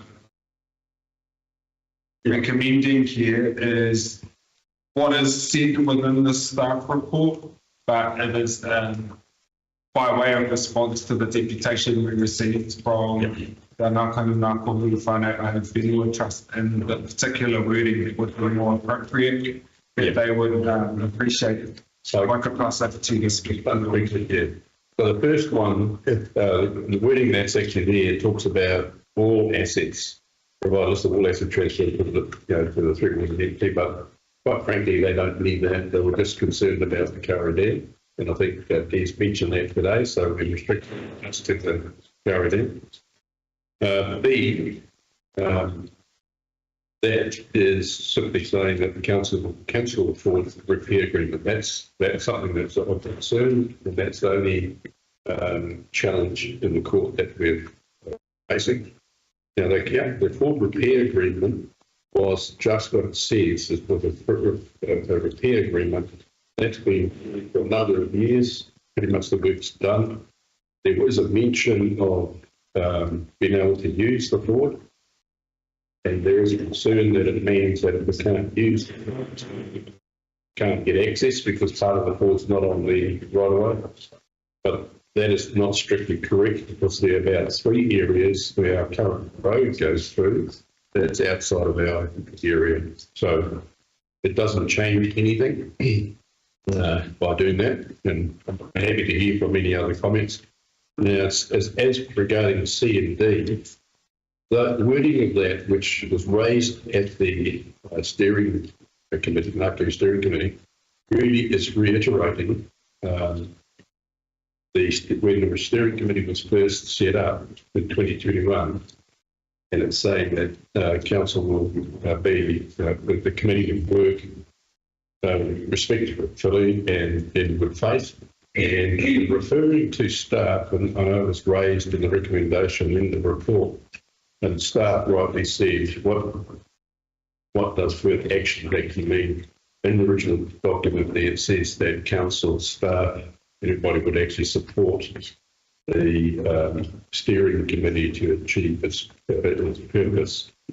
And that's what and not take any action that would hinder the purpose. So that's what it referred to. It wasn't being specific about any particular action. C and D being combined with that wording is up, so that we are referring to 6.1, when it was first done in 2021, December 2021. So that brings the alignment, and it also brings more detail about the steering committee. So that's what I've moved. So I'll need a seconder. Good, Councillor Hauke, Tauranga.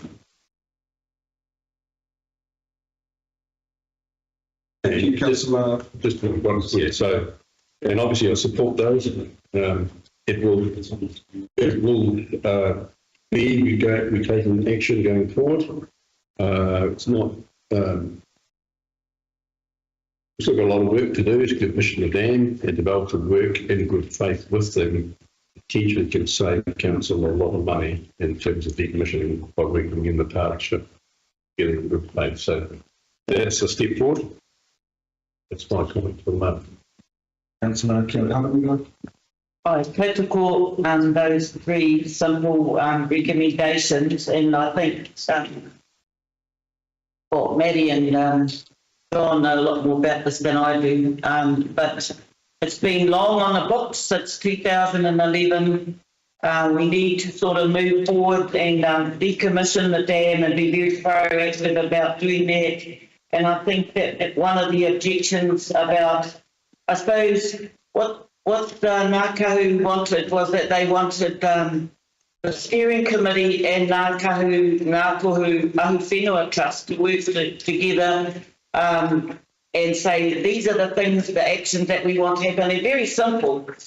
Decommission the dam, lower the dam, and they wanted to work with preferred local contractors, which they believe will keep the cost down. So one of the arguments was about, making sure we have an open procurement process. Well, I think that doesn't counteract using local preferred contractors. So I look forward to that open procurement process, but also knowing that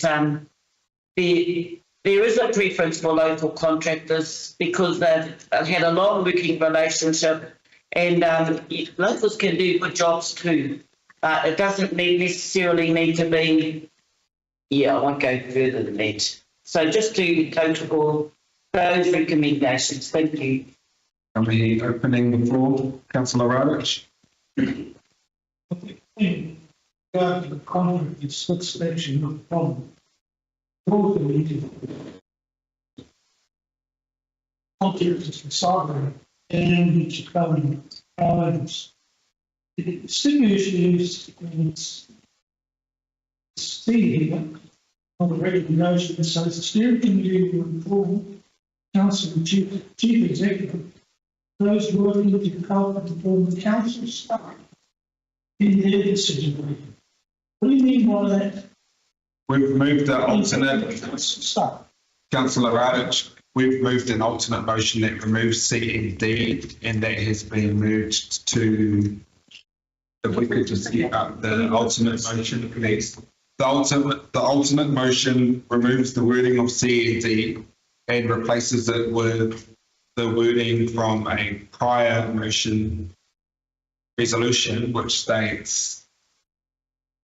So C is now confirm the steering group guidelines. Oh my goodness, that's very small. Covered by council resolution. And if we could show what that wording is, please. I can read out that section. That the steering group will at all times be respectful of parties and work in good faith with Ngākahu trustees. The steering group will keep meeting records and provide regular updates to council. Council will support the steering group and not enter into any action that would compromise the effectiveness of the steering group in achieving its purpose.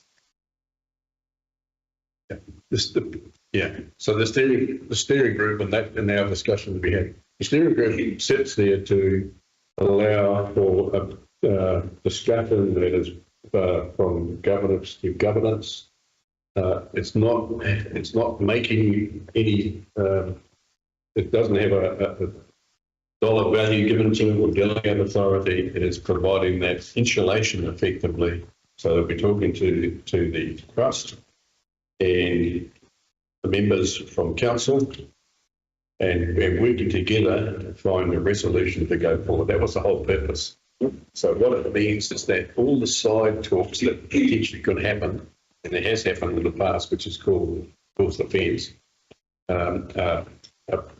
come in that frame. And the trust does respect the members, if you like, of the steering group committee, and they do sit around the table and they talk to us. So it's one way of working forward, and I think it's proved to be the best way of working forward. Do you have further questions, Councillor March? Yeah, I just understand to me that the meeting should be careful. I met with the trust and they was our last shop. Yes. Oh, it's felt. We had 6 on very good. With millions of dollars. Yeah. Because we agreed with them on how the steering committee, somewhere at the start, is mentioned of Steve Little and etc. We all this one over, file this one, and then the cost of the work over millions of dollars. So we need to understand that. Thank you for that. Right, I'll put the motion. You want me to read it? Yep.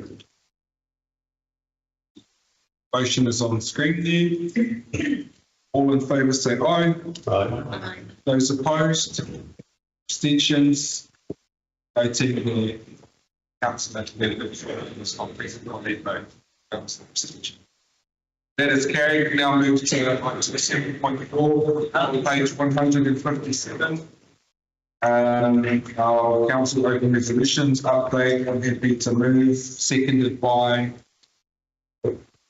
Councillor Research. Councillor Research, was there anything you wanted to highlight about our open resolutions? All right, we'll put that to a vote. All in favour say aye. Aye. Those opposed? Abstentions? The motion is carried. I'll now move us into public exclusion. For items 8.1, our previous minutes, 8.2, our public excluded minutes of community boards, 8.3, public excluded committee recommendations and resolutions, 8.4, one part of the way, 8.5, John Butler Centre Office Lease Renewal, and 8.6, increase in the total value of one of our slips. The reason being under the Lagoima. Point of order was about inclusion of the item about the Turkish Sports Hub. And the reason for it being tabled as a late item would need to be given. Do you have a resolution? Staff was sent the paper with the resolution in it. We just have to make public that there's an item on the agenda about the Turkish Sports Hub. If it was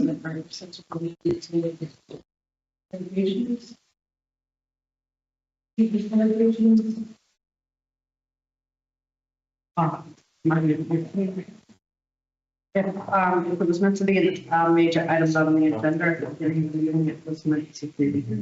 But what is saying is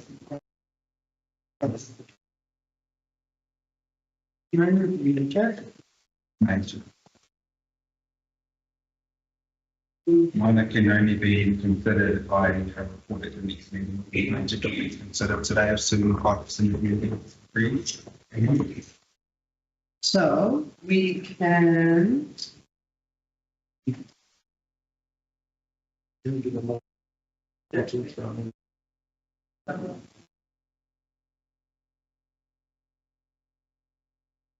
Feels necessary.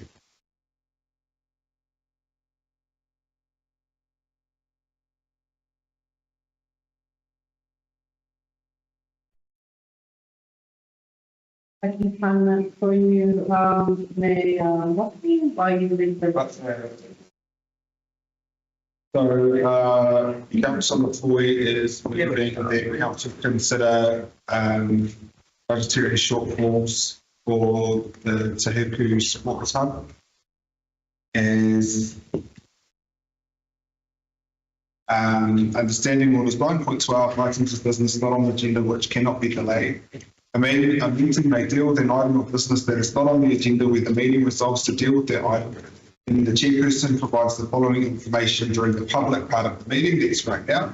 A, the reason the item was not on the agenda, that this information only came through last week. B, the reason why the discussion of the item cannot be delayed into a subsequent item is because without the budgetary provisions that they have shortfall for, this work will stop. That is reasonable enough. I just need confirmation that we're not visiting this item in the public parliament. Because this deal with really public experience. And also funding from central government. Funding from central government. Major item on the agenda, so for the reasons. Yeah, keeping this next. So to enable free and frank expression of opinions by members, and also because of commercial, industrial, and political negotiations that are still on.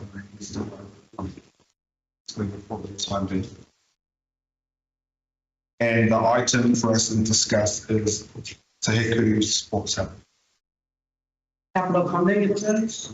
Capital funding moved by Councillor Floyd. We could get a seconder for that, please. Seconded by 9.12.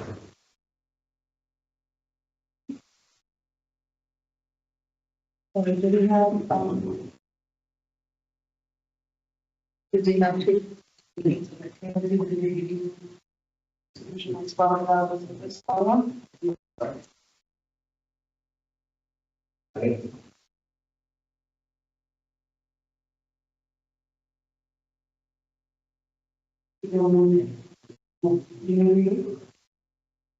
I'm just going to take the we were reporting either the chief executive or the chairperson.